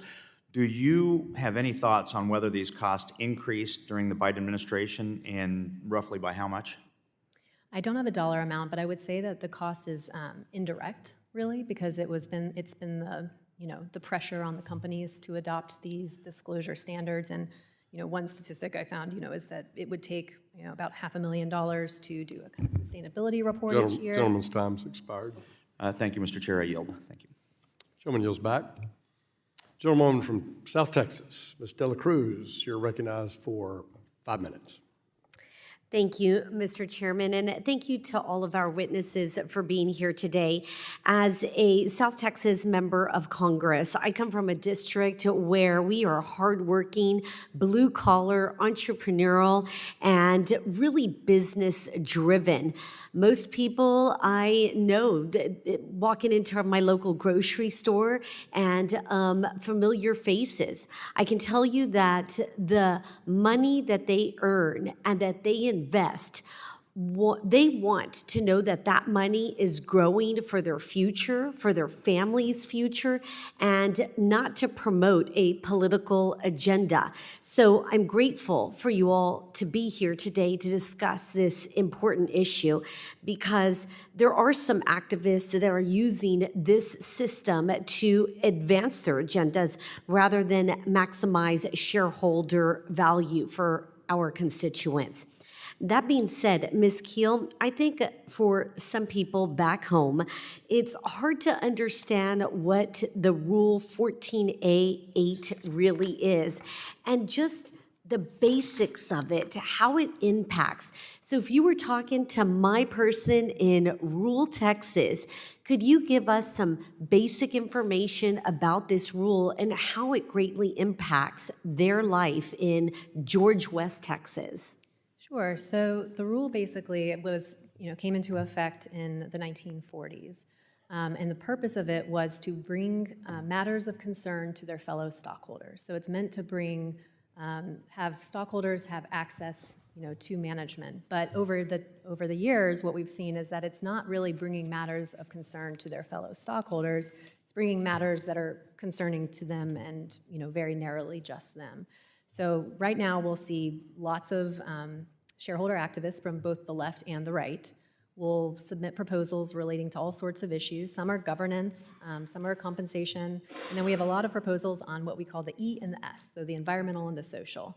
And those are going to be addressing highly politicized topics that reasonable minds can certainly disagree And so once they submit those to a company will be obligated to consider that and put it on its proxy statement unless it decides to exclude it. And then there's an entire process for going through that process. So you mentioned that these are activists from the far right and the far left, that there is an issue here that we need to address, and that issue needs to be rational guardrails to put in place. So this should really not even be a partisan issue. This should be a common sense issue. What guardrails could you share with my constituents listening today that would be very effective? Sure. The simplest one is really a threshold of ownership, right? To ensure that there's some sort of alignment, that somebody is not just buying $2,000 worth of stock, which is not to say that that's not a lot of money, but to be able to influence the policy of a Fortune 500 company for that amount there's a big gulf there. So I think that that's what would be the most important thing, is that they, as shareholders in the pension funds, the 401ks that they've worked so hard with, they want people to be bringing proposals of value to the stockholders, that they can consider interesting ideas, not ideological agendas that are narrowly, sometimes tenuously would be maybe a generous word, connected to a company.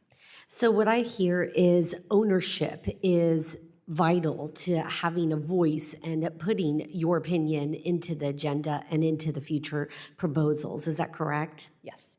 Now, thank you. I thought that your written testimony, especially your explanation on the company intake and response process to shareholder proposals, was helpful in showing just how costly and time-consuming they can be. Can you please briefly walk us through this response process? Sure. When someone gets a proposal, first they're going to say if they've ever actually already addressed it. In many instances, they will have already considered it. But if not, they're going to really have to think, a company will have to think about how it could impact the company.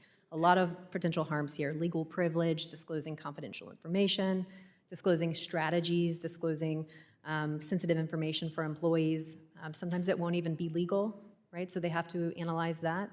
And then they have to analyze whether it would harm the business or whether there would be a cost benefit, having to understand what that connection is and whether it merits the investment. Thank you. I yield back.